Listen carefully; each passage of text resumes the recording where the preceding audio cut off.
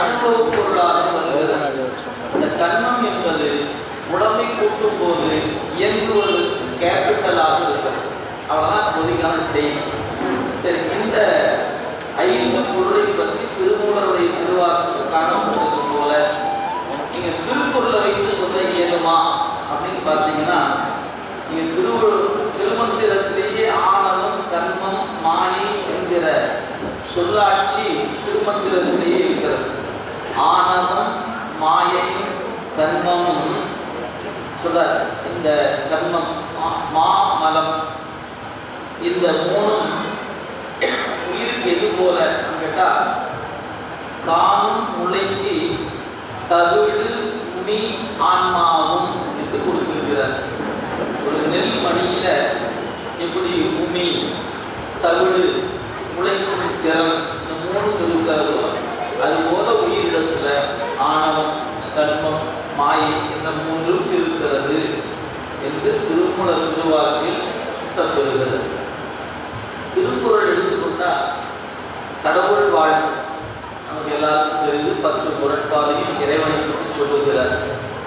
அந்த திருக்குறள்ல இறைவனுக்கு இலக்கணம் சொல்லும்போது சொன்னாரு, இருள் சேர் இருவினையும் சேரா இறைவன். இறைவன் தான் யார் அப்படின்னு கேட்டால், இருள் என்பது சேராதவன், இருவினை என்பது சேராதவன். இறைவன் என்று யாரை சொல்லலாம்? யார் முழுமுதற் கடவுள்? கடவுள் என்று நீங்க நிறைய சொல்லலாம். ஆனால் முழுமுதற் கடவுள் என்று யாரை குறிப்பிடுவது அப்படின்னு கேள்வி எழுமானால், இருவினை என்கிற ஒன்று யாரை சேரவில்லையோ அவன் முழுமுதற் கடவுள். எவனிடத்தில் அறியாமை என்பது சிறிதும் இல்லையோ அவன் முழுமுதற் கடவுள். இந்த இலக்கணம் யாருக்கு பொருந்தும் என்பதை உங்களுக்கு தெரிந்த தெய்வங்களைலாம் வச்சு பாருங்க. பொருந்துச்சுன்னா வச்சுக்கோங்க, பொருந்தெல்லாம் கீழே இறக்கி கீழே வச்சு. அதுக்கப்புறம் பொருந்துதா இல்லையாங்கிற ஆராய்ச்சி உங்கள் பக்கமே விட்டுறேன், நீங்களே பொருத்தி பாருங்கள். இருள் என்பது ஒன்று இருக்கிறது, இருவினை என்ற ஒன்று இருக்கிறது. இந்த 2 வினையும், இந்த 2ம் இல்லாதவன் எவனோ அவனே இறைவன். இதை யார் சொல்லுகிறா? திருவள்ளுவ பெருந்தகை குறிப்பிடுகிறார். இருள் சேர் இருவினையும் சேரா இறைவன், இது அவருடைய வாக்கில் சொல்லப்படுகிறது.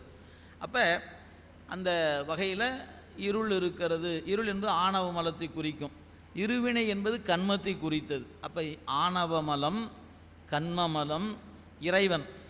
இருள் சேர் இருவினையும் சேரா இறைவன். அந்த சேரா இறைவன் என்பது இறை பதியாயிற்று, இருவினை என்பது கண்மமாயிற்று. இருள் சேர் என்று வரும்பொழுது நல்வினை தீவினை என்பதை இருவினைன்னு சொல்லிட்டாரு. இருள் என்பது ஆணவ மலமாயிற்று. அப்போ ஆணவ மலம் இந்த குறட்பால் இருக்கிறது, வினை இந்த குறட்பால் இருக்குது, இறைவன் இருக்கிறான். உயிர் இருக்காயா? இருக்கு. ஏன்? பொருள் சேர் புகழ் புரிந்தார் மாட்டு. யார் சொல்கிறது? அந்த புகழை சொல்கிறது உயிர் தான். இறைவன் புகழை சொல்லுகிற உயிருக்குன்னு சொல்வதனால உயிரும் இருக்குது. அதில் என்ன காணா? மாயாமலம் என்று சொல்லக்கூடிய அந்த சொல்ல மட்டும் காணா. அப்போ 5 பொருள் 4 பொருள் அந்த ஒரு குறட்பாக்குள்ளே இருக்கிறது. அப்போ எஞ்சியதை நீங்கள் எப்போவுமே இலக்கணத்து ஒரு வரம்பு உண்டுங்க. ஒன்றை சொன்னால் தொடர்புடைய பொருளை வருவித்து கொள்ளுதல்னு ஒரு இலக்கணம் இருக்கிறது. நான் உதாரணத்துக்கு சொல்கிறேன்.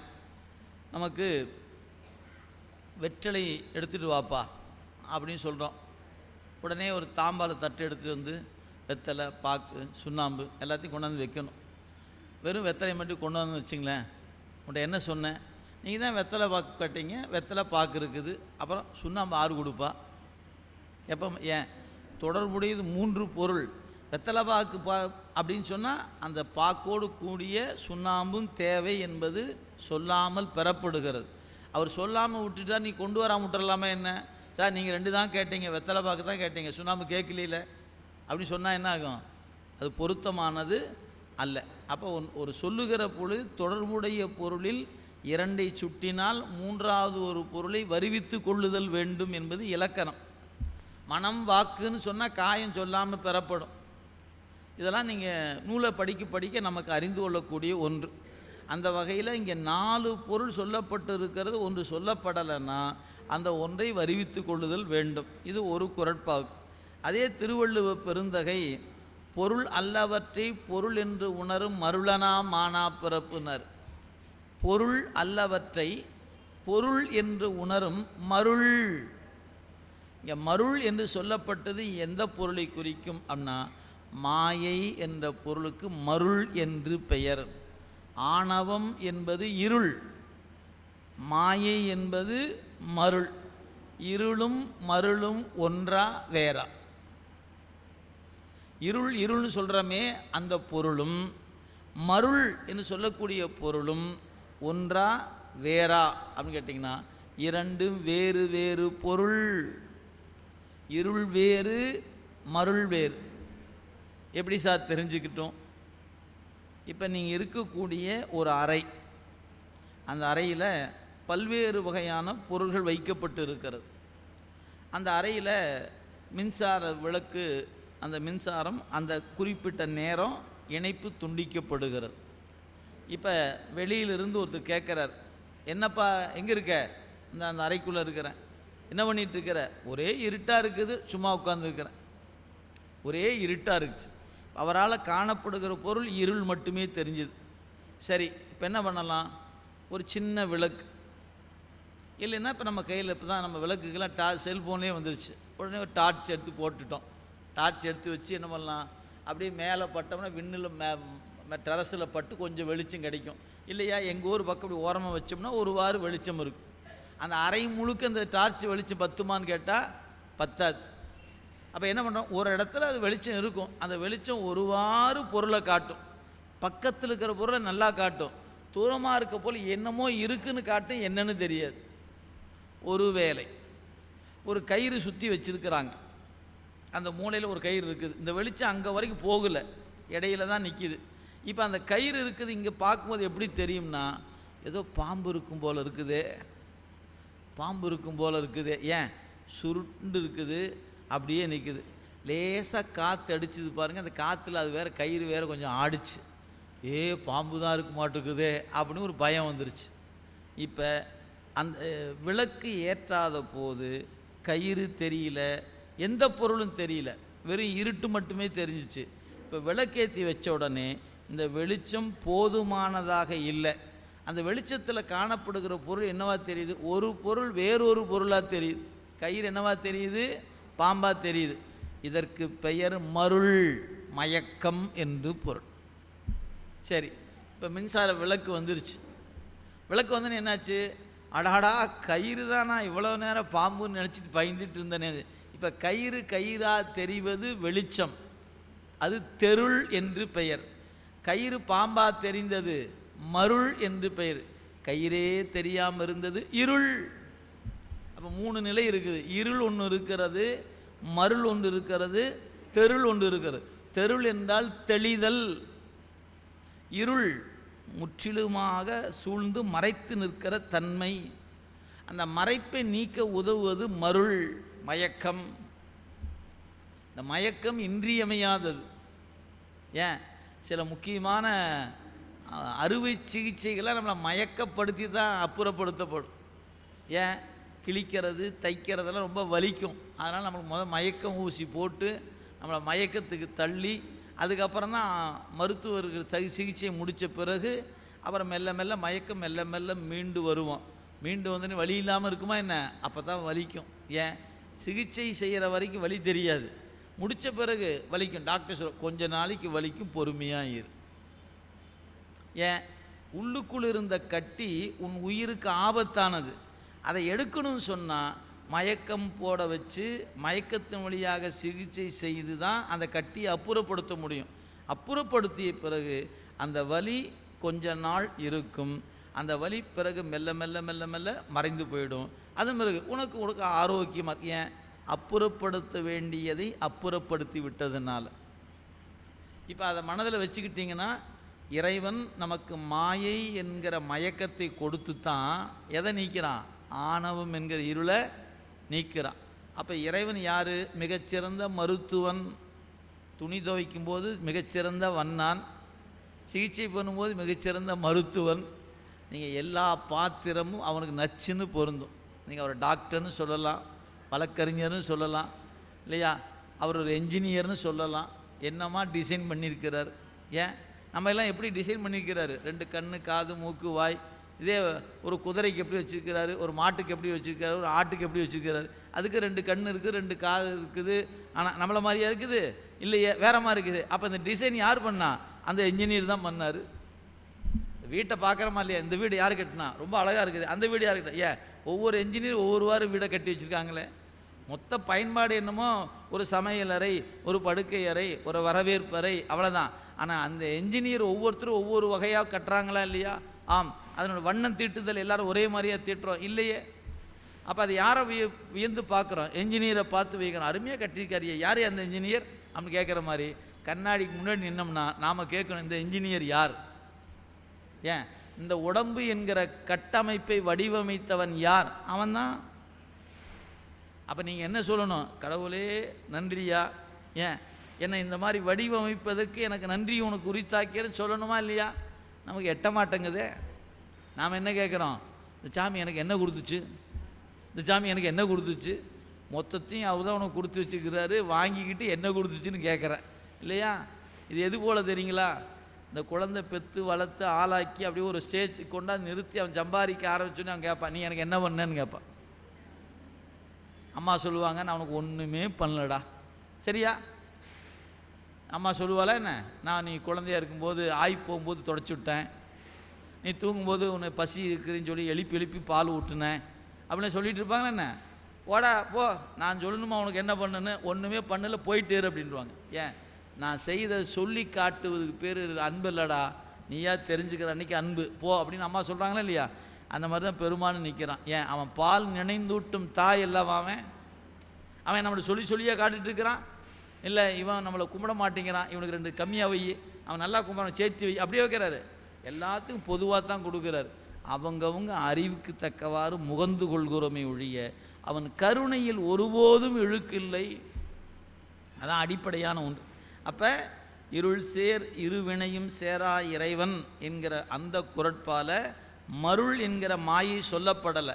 ஆனால் அடுத்த ஒரு குறட்பால சொன்னார், பொருள் அற்றவல் அல்லவற்றை பொருள் என்று உணரும் மருளனாம் மானா பிறப்பு. அப்போ வள்ளுவர் திருவாக்கிலேயே இறை இருக்கிறது, உயிரை பற்றி இருக்குதா? நிறைய குறட்பா உயிரை பற்றி சொல்லியிருக்கிறார். மண்ணுயிர் ஓம்பி மண்ணுயிர் ஓம்பி அருள் ஆழ்வார்க்கு இல் என்ப தன் உயிர் அஞ்சும் வினை. அங்கே மண்ணுயிர் என்ற ஒரு சொல்ல பயன்படுத்துகிறார். அவசியம் திருக்குறள் எடுத்து போய் பாருங்கள். இந்த குறட்பா 244வது குறட்பா, மண்ணுயிர் அப்படின்னு எழுதியிருக்கிறார். அந்த இன் என்ன இன் பாருங்கள். நம்ம இன் என்பதில் நமக்கு 2 இன் இருக்கிறது, 3 சுழி இன் ஒன்று இருக்கிறது, 2 சுழி இன் இருக்கிறது. 2 சுழி இன்னுக்கு ரன்னகரம்னு பேர், 3 சுழி இன்னுக்கு டன்னகரம்னு பேர். டாவுக்கு அடுத்து வருகிற ந, ட ந, இது ர ந, 2க்கு வித்தியாசம் இருக்குங்க. 3 சுழி நா மடித்து சொல்லணும், ந, இந்த ந ந அப்படின்னு சொன்னால் போதும்.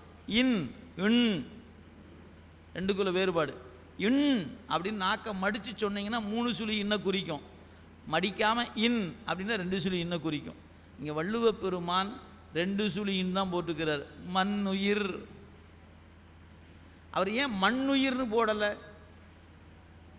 மண்ணுயிர்னு போட்டால் என்ன, மண்ணுயிர்னு போட்டால் என்ன? எதை போட்டால் எனக்கு என்ன? நமக்கு சோறு போட்டிங்களா, சரி. டீ கொடுப்பீங்களா, சரி. அவர் எதோ போட்டு போகிறார், நமக்கு என்னங்க? அப்படியே என்ன இல்லை. அந்த ஒரு எழுத்தில் ஒரு சுழி மாறும்போது பொருள் மாறுது. 3 சுழி இன் போட்டிங்கன்னா மண்ணில் இருக்கிற உயிர், 2 சுழி இன் போட்டிங்கன்னா நிலை பெற்ற உயிர். எவ்வளோ பெரிய பொருள் மாறுது பாருங்கள். நீங்கள் இதெல்லாம் நம்ம திருமுறை படித்தா இது நீங்கள் தனியாக இலக்கணம் போய் படிக்கணுங்கிறல, திருமுறை படிச்சுட்டே வந்தீங்கன்னா இது அங்கங்கே சுட்டி காட்டப்பட்டிருக்கும். நம்முடைய பெரிய புராணத்தில் இது போல் இடங்கள் நிறைய பார்க்கலாம். அதனால் மண்ணுயிர் அப்படின்னு தான் கொடுத்துக்கிறார், நிலை பெற்ற உயிர்கள். அப்போ உயிர் என்னது? நிலை பெற்றது. சித்தாந்தம் சொன்ன செய்தி வந்துருச்சா? உயிர் இறைவனால் படைக்கப்பட்டதல்ல. உடம்புக்கு தான் அழிவு, உயிருக்கு அழிவு கிடையாது, மறந்துடாதீங்க. உடம்பு தோன்றி நின்று ஒடுங்கும். உயிருக்கு தோற்றம் கிடையாது, ஒடுக்கம் கிடையாது. இருக்கிற நிலை வேணா உண்டு. நேற்று ஆணவ மலத்துக்குள்ளே அழுந்தி கிடந்தது, அது கடந்த காலம். நிகழ்காலம் உடம்பென்ற கூட்டுக்குள்ளே கூடி உடம்பே நான் என்று கருதி கிடக்கிறது. எதிர்காலம் இறைவனோடு கூடி அவன் திருவடியில் இருப்பேன், அது எதிர்காலம். மொத்தத்தில் 3 இடத்துலையும் என்னுடைய இருப்பு வேறு வேறையாக இருக்குது. நேற்று அறிவை முற்றிலும் இழந்திருந்தேன், இன்றைக்கி அறிவு மயக்கத்தில் இருக்குது, நாளைக்கு தெளிந்து நிற்கும். ஏன் தெளிந்ததுனால தான் சிவத்தை அனுபவிக்க முடியும் என்பதனால தெளிந்த அறிவோடு சிவத்தை கண்டு சிவானந்தத்தை உயிர் நுகர்ந்து கொண்டு இருக்கும், அது நாளை. இதுதான் உயிருக்கான 3 நிலை. அந்த பிறவிக்கு வாராத போது அல்லது ஆணவ மரத்தை கிடந்த நிலைக்கு பேர் கேவல நிலை என்று பெயர். இப்போ உடம்போடு கூடியிருக்கும் பாருங்க, சகல நிலை என்று பெயர். நாளை இறைவனோடு கூடுமே, அதுக்கு பேர் சுத்த நிலை என்று பெயர். இவையெல்லாம் நூலை படிக்கும்போது அங்கங்கே வரப்போகுது.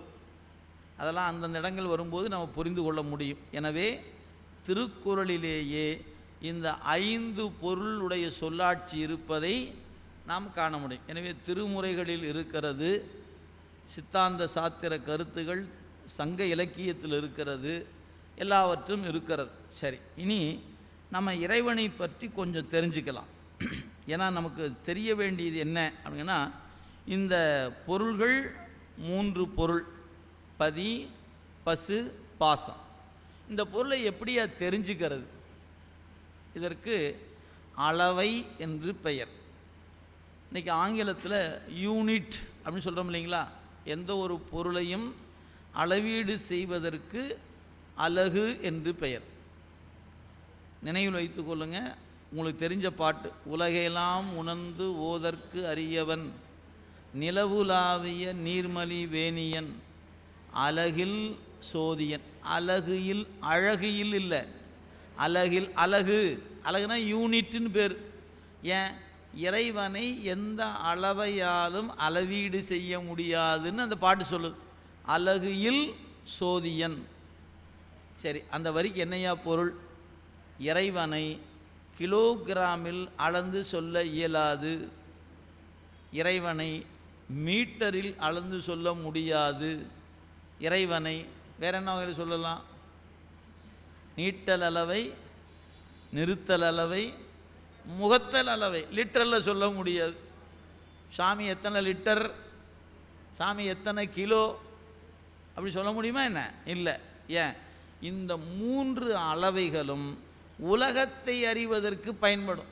காண்டல், கருதல் அப்படிங்கிற மாதிரி இந்த 3 இதெல்லாம் நாம் பயன்படுத்துகிற பொருளுக்கு தான். இறை என்கிற பொருளை எப்படி அறிவது? உயிர் என்ற பொருளை எப்படி அறிவது? பாசம் என்ற பொருளை எப்படி அறிவது? இதற்கு 3 முறை இருக்கிறது. அந்த 3 முறைக்கும் 3 பேர் இருக்கிறது. ஒன்று காண்டல் என்று பெயர், மற்றொன்று கருதல் என்று பெயர், மற்றொன்று உரை என்று பெயர். காண்டல் அளவை, கருதல் அளவை, ஆகம அளவை, அதுதான் உரை அளவை என்று பெயர். இதுக்கு வடமொழியில் பிரத்யட்ச பிரமாணம் என்பார்கள். நான் பிரத்யட்சமாக பார்த்தேன்யா அப்படின்னு சொல்வது, அது பேர் காண்டல் அளவைன்னு பேர். இன்னொன்று கருதல். இது என்னென்னா, தொடர்புடைய பொருளை 2 பொருளை ஒன்றை பார்த்து ஒன்றை அறிவதற்கு கருதல்னு பேர். ஒன்றுக்கு ஒன்று தொடர்பு இருக்கணும், ஒன்றை கொண்டு இன்னொன்றை அறியணும், அதுக்கு பேர் கருதல் அளவை என்று பெயர். 3வது ஒரு அளவை இருக்கிறது, அதற்கு பெயர் ஆகம பிரமாணம் என்று பெயர், அதாவது உரை அளவை என்று பெயர். இப்போ காண்டல் அப்படின்னா என்ன? காண்டல் என்பதற்கு நாம் நேரடியாக என்ன நினச்சிக்குவோம்? பார்த்து அறிந்து கொள்வதுன்னு நினச்சிருப்போம். இல்லை, 5 கருவி வழியாக அறிகிற அறிவுக்கு காண்டல் அளவைன்னு பேர். என்னையா 5 அறிவு? கண்ணு, காது, மூக்கு, வாய், மெய். பார்த்து அறிதல், கேட்டறிதல், நுகர்ந்து அறிதல், சுவைத்தறிதல், தொட்டு அறிதல். இந்த 5 அறிவுக்குமே பேர் காண்டல் அளவை என்று பெயர். இப்போ நாம் இன்றைக்கி ஏதாவது ஒன்றை தெரிஞ்சிருக்கிறோம்னா இந்த 5 தவிர்த்து வேறு வழியை தெரிஞ்சிருப்போமா என்ன? ஏதாவது ஒன்று உங்களுக்கு என்ன தெரியும் நீங்கள் நினைக்கிறீங்களோ அந்த ஒன்றை இந்த 5 வழியில் ஏதாவது ஒரு வகையில் தான் அறிந்திருப்போம். எனவே இந்த 5 வகையாக அறிகிற அறிவுக்கு காண்டல் என்று பெயர். சரி, 2வது அளவை அனுமான அளவை. இது பேர் வடமொழியில் அனுமான அளவைன்னு பேர். நமக்கு தமிழில் கருதல் அளவை என்று பெயர். அப்படின்னா என்னையா அப்படின்னா புரிந்து கொள்வதற்காக நான் சொல்கிறேன். இப்போ நாம் இருக்கிற பகுதி ஏறத்தாழ கடலை ஒட்டிய பகுதி. நாம் இப்போ அமர்ந்திருக்கிற பகுதி நம்ம கடல் பரப்பிலிருந்து நம்ம இருப்பது கிழக்கில் இருக்கிறோம். மேற்கு போக போக உயரமாக இருக்கும். இதுதான் இப்போ பூமியினுடைய அமைப்பு. அதனால் என்ன நடக்குது, இப்போ மேலே எங்கேயாவது ஒரு பக்கம், ஏன்னா இப்போ நான் எங்கள் பகுதியாக இருந்தால் ஈஸியாக சொல்லிவிடுவேன், எனக்கு இந்த நில அமைப்பை வச்சு சொல்கிறேன். இப்போ நம்முடைய சென்னை பகுதியை கடந்து திருவள்ளுவர், அந்த காஞ்சிபுரம் மாவட்டம், இந்த அங்கே எங்கேயாவது மேடான பகுதியில் மழை பெய்யுமானால் இங்கே வந்து சேர்க்கிற நதிகள் இருக்குது பாருங்கள். இப்போ கூவம் முதலான ஆறுகள் இருக்குது பாருங்கள், அதில் வெள்ளம் போயிட்டுருக்கும். இங்கே மழை பெய்யல, மழை அங்கே பெஞ்சிருக்கிறது. மேற்கே மழை பெய்திருக்கிறது, இங்கே நதியில் ஆற்ற தண்ணி போகுது. மழை பெய்ததை நான் பார்க்கல, ஆனால் தண்ணி போகிறத பார்த்தோன்னே நான் என்ன முடிவுக்கு வருகிறேன், மேற்க மழை பெஞ்சிருக்குது. இதுதான் கருதல் அளவை என்று பெயர். ஏன், மழை பெய்ததனால் ஆற்றில் வெள்ளப்பெருக்கு ஏற்படுகிறது. அப்போ மழை நீ பார்த்தியா? பார்க்கல, அது எங்கேயோ பெய்திருக்கிறது. எங்கேயோ பெய்த மழை ஆற்றில் போகும்போது இதை வைத்து கொண்டு அதை அறிதல். இப்போ என்ன அர்த்தம், நீங்கள் நதியில் போகிற வெள்ளம் என்பது காரியம். இதற்கு காரணம் என்ன, மழை. நதியில் செல்லுகிற நீரை கொண்டு மழை பெய்தது, காரியத்தை கொண்டு காரணத்தை அறிதல். இதுவும் அனுமானம்தான். மாலை நேரம் அப்படியே வான் அப்படியே கருத்து போய் நிற்கிது. டே இன்னைக்கு மழை வரப்போதியா? ஏன், கருமேகம் சுண்டால் மழை வரும். ஏன், மேகத்தை கொண்டு மழையை அறிய போகிறோம். அப்போ என்ன, அதுக்கு பேர் காரணம் கொண்டு காரியத்தை அறிதல். அறிதலில் 2 வகை, காரணம் காரியம். இந்த ரெண்டும் ஒன்றை ஒன்று பிரிக்க இயலாது, ஒன்றோடு ஒன்று தொடர்புடையது. காரணம் கொண்டு காரியத்தை அறியலாம், அல்லது காரியத்தை கொண்டு காரணத்தை அறிவது. இப்போ நாம் இங்கே இருக்கிறோம், அங்கே பக்கத்தில் நல்ல மல்லிகை முல்லை போன்ற மலர்கள்லாம் வச்சு மாலை தொடுக்கிறாங்கன்னு வச்சுக்கோங்களேன். அப்படின்னு பார்த்தோன்னே ஆஹா வாசனை வருது, என்ன வாசனை, மல்லிகைப்பூ வாசனை அப்படின்னு பூவை பார்க்கல, ஆனால் வாசனை வந்துருச்சு, பூ இருக்குது அங்கே அப்படின்னு சொல்லலாம். அது எனக்கு என்னமோ பொருத்தமாக தெரியல போல் இருக்குது. சரி, மசால் வடை வாசம் வருது, என்ன பண்ணுவீங்க? டீ கொடுக்கும்போது வடை கொடுக்க போகிறாங்கய்யா இன்னைக்கு.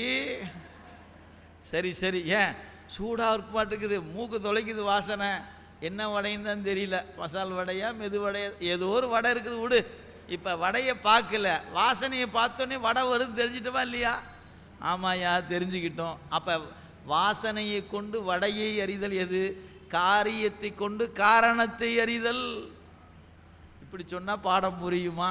அதை விட்டு போய் நீங்கள் பாட்டு காரணம் காரியம் மேக்கை பல பெஞ்சுனா கிழக்கு தண்ணி போவோம், எனக்கு மேக்கையும் கிழக்குமே தெரியாது, ஏயா உசுரை வாங்குறீங்க? ஏன் இப்போல்லாம் கூகுளில் போட்டு போயிட்டே இருக்கிறமே, வடக்கையாவது கிழக்கென்ன மேக்கென்ன. எங்கள் பகுதியெலாம் பார்த்தீங்கன்னா எங்கப்பா போயிருந்தேன்னாங்க, கிழக்க போயிருந்தேங்கம்பாங்க. அவங்க இருக்கிற பகுதி வந்து ஊர் கிழக்கில் இருந்துன்னு வச்சுங்களேன், கிழக்கு போயிட்டு வந்தோம்பாங்க. நமக்குன்னா கிழக்கு போனோம், எங்கேயோ கிழக்கு போடாது இல்லையேன்னு நினச்சி முடிச்சுட்டு இருப்போம். ஏன்னா அது இன்றைக்கும் இந்த சொல் வழக்கு கொங்கு நாட்டில் இருக்குதுங்க, இன்றைக்கும் இருக்கிறது. இந்த இடத்துக்கு போனேன், அந்த இடத்துக்கு போகும்போது ஊர் பேர் சொல்வதெல்லாம் 2வது. இன்னும் பழமையான வயதானவர்கள் பயன்படுத்தும் போது கிழக்கு போயிருந்தேன், வடக்கு போயிருந்தேன், தெற்க போயிருந்தேன் தான் சொல்லுவாங்களே ஒழிய ஊருக்கு போனேன், இந்த ஊருக்கு போனேன்னு சொல்ல மாட்டாங்க. நீங்கள் புரிஞ்சுக்கலாம், அவங்க சொல்லும் போதே பக்கத்தில் இருக்க ஊர் எதுவோ அதுக்கு போயிட்டு வந்திருக்கிறாரு அப்படின்னு தெரிஞ்சுக்கலாம். எனவே காரணம் காரியம் இந்த 2ல் ஒன்றை கொண்டு ஒன்றை அறிதல் அனுமானம் என்று பெயர். இப்போ 2 பேர் இணை பிரியாதவர்கள், ஒருத்தரை பார்த்துட்டோம்னா என்ன பண்ணலாம், இன்னொருத்தர் இங்கே தாண்டா இருக்கான், ஏன் இவன் இருந்தால் அவன் இருப்பான் அப்படின்னு நினச்சிங்கன்னா அதுக்கு பேர் என்னது, கருதல் அளவை. அப்போ கண்ணு, காது, மூக்கு, வாய், மெய் என்ற 5 வகையாலும் அறிகிற அறிவுக்கு காண்டல் என்று பெயர்.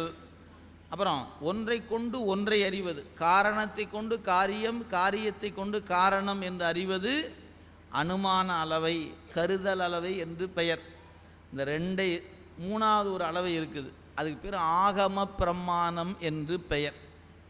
அதுக்கு தமிழில் சொன்னால் உரை அளவை என்று பெயர்.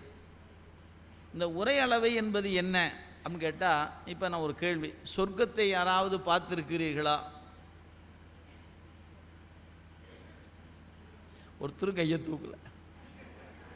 நரகத்தை யாராவது பார்த்துருக்கிறீர்களா அப்படின்னு ஒருவேளை சொன்னால், என் வீடே எனக்கு சொர்க்கம்தான்னு வேணால் கையை தூக்கலாம், இல்லை என் வீடே எனக்கு நரகம்தான்னு கையை தூக்கலான்னு வச்சுக்கோங்க. கை தூக்குறதுக்கு என்ன வேலை இல்லைன்னு அவங்கவுங்க என்னை அனுபவிக்கிறோமோ அதை வச்சு சொல்லலாம். இல்லை எங்கள் வீட்டில் ரெண்டுமே இருக்குதுய்யா அப்படின்னு தூக்கலாம் இல்லையா? சொர்க்கம்னு ஒன்று இருக்கா இல்லையா அப்படின்னு கேட்டால், நீ பார்த்துருக்கிறியா என்ன? இல்லை. நீ இல்லை. அப்புறம் சொர்க்கமே இல்லை. பகுத்தறிவாதிகளாக தானே பேசிட்டு இருக்கிறாங்க. சொர்க்கம்னு ஒன்று பொய் பேசிட்டு திரியிறானுங்கய்யா, சொர்க்கம் நரகம்னு நம்பிடாத அப்படின்னு சொல்கிறான் இல்லையா? இப்போ அவங்களாம் என்ன கேள்வி, திருக்குறள் சொர்க்கத்தை சொல்லி இருக்குதா இல்லையா? நரகத்தை திருக்குறள் சொல்லி இருக்கிறதா இல்லையா? திருக்குறளில் சொர்க்கமும் நரகமும் இடம்பெற்றிருக்கிறது. நீங்கள் 130 அடிக்கு சிலை வச்சா பத்தாதியா? அவர் சொன்ன கருத்தில் அறிவு நிற்கணுமே. நான் வள்ளுவருக்கு சிலை வச்சுருக்கேன் தெரியுமில்ல? சிலையை வச்சுட்டீங்க. அவர் என்ன சொன்னார்? கடவுள் உண்டுன்னு சொன்னார். ஆனால் நீங்கள் ஒத்துக்கலையே. எங்கே போய் முட்டிக்கிறது? திருவருள் தான். அப்போ திருக்குறள் என்ன சொல்லுகிறது? சொர்க்கம் சொல்லுகிறது, வையத்துள் வாழ்வாங்கு வாழ்பவன் வானுரையும் தெய்வத்தில் வைக்கப்படும். இது திருக்குறள் தான் சொல்லுச்சு. யான் எனது என்னும் செருக்கு அறுப்பான் வானோர்க்கு மிக்க உலகம் புகும்.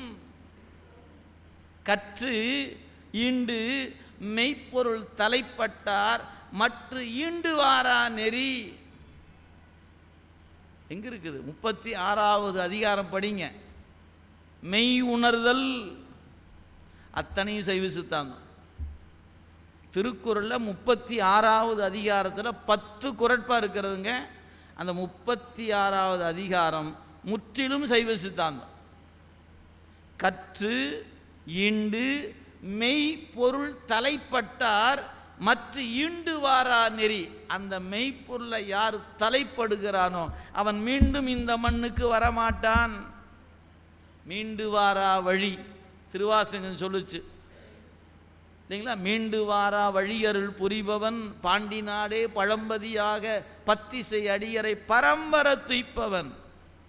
திருவாசகம் மீண்டு வாரா நெறினுச்சு, திருக்குறள் ஈண்டு வாரா நெறினுச்சு. ரெண்டுக்கும் பொருள் என்ன? திருப்பி வரமாட்டேன்னு அர்த்தம். எப்போ? மெய்ப்பொருள் தலைப்பட்டவர்கள். யார் மெய்ப்பொருள்? சிவன் தான் மெய்ப்பொருள்.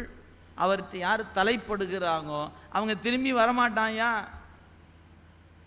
கள்ள புலக்குரம்பை கட்டளிக்க வல்லானே நள்ளிருளின் நட்டம் பயின்றாடும் நாதனே அப்படி படிக்கிறோமா இல்லையா? அது என்ன சொன்னார்?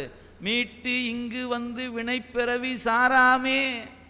இன்னொரு பிறவியை கொடுக்க மாட்டாரையா எங்காலு? அவரை நான் இப்போ கும்பிட்டுட்டு இருக்கிறேன். அவர் என்ன பண்ணுவார்? இந்த உடம்பென்கிற கட்டை அறுத்து எனக்கு வீடு வேறு என்கிற இன்பத்தை தருகிறவன் என்னுடைய பெருமான். இத்தனையும் எங்கு இருக்கிறது? திருக்குறளில் இருக்கிறது.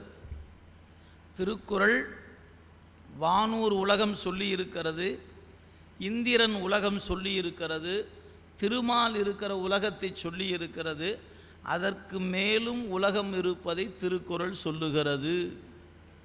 திருக்குறளில் நரகம் சொல்லப்பட்டிருக்கிறது. திருவாசகத்தில் நரகமும் இருக்குது, சொர்க்கமும் இருக்கிறது. பாண்டிய மன்னனுக்கு பெருமான் என்ன அருள் செய்தார்? திருவாசகம் பதிவு செய்துங்க. பாண்டியனுக்கு என்ன கொடுத்தார்? நரகொடு சொர்க்கம் நானிலம் புகாமல் பரகதி பாண்டியர்க்கு அருளினை போற்றி. என் திருவாசகம் சொல்லுதியா? அதே எங்கே சொல்லுகிறது? கொள்வாரேனும் குணம்பல நன்மைகள் இல்லாரேனும் 5 எழுத்து பதிகம் நம்முடைய ஞானசம்பந்தர் வாக்கு படிங்க. நரகம் 7 புக நாடினராயினும், நரகம் 7 புக நாடினராயினும் ஞானசம்பந்த பெருமான். நாமார்க்கும் குடியெல்லோம் நமனை எஞ்சோம் நரகத்தில் இடர்படோம். நரகம் சொல்லியிருக்கிறார். அப்பர் சாமி சொன்னார். சுந்தரமூர்த்தி சாமி சொல்லார், தடுத்தாட்டி தருமனார் தமசெக்கில் இடும்போது தடுத்தாட்கொள்வான். எங்க நரகத்தில் கொண்டு செக்கில் போட்டு ஆட்டும்போது ஏன் ஆளியா அப்படின்னு நம்மால் வந்து நிற்பாரான். மூவர் பெருமக்களும் சொல்லிட்டாச்சு, மாணிக்க வாசகம் சொல்லியாச்சு. இப்போ நரகம் இருக்கா இல்லையா? எனக்கு கொஞ்சம் டவுட்டாக தாங்க இருக்குது. அப்படின்னு நினச்சிங்கன்னா நீங்கள் சைவ சித்தாந்தம் படிப்பதற்கு தகுதியுடையவர் அல்ல. ஏன்? ஒன்றை நினைவில் கொள்ளுங்க. காண்டல் என்பது ஒரு அளவை, கருதல் ஒரு அளவை, அடுத்தது உரை என்பது ஒரு அளவை. இந்த மூன்றுமே சித்தாந்தம் ஏற்றுக்கொண்டு இருக்கிறது.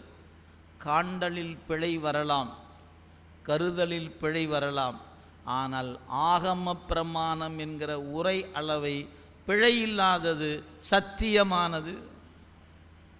அப்போ நீங்கள் சித்தாந்தம் படிக்கும்போது உங்களுக்கு என்ன நம்பிக்கை இருக்கணும்?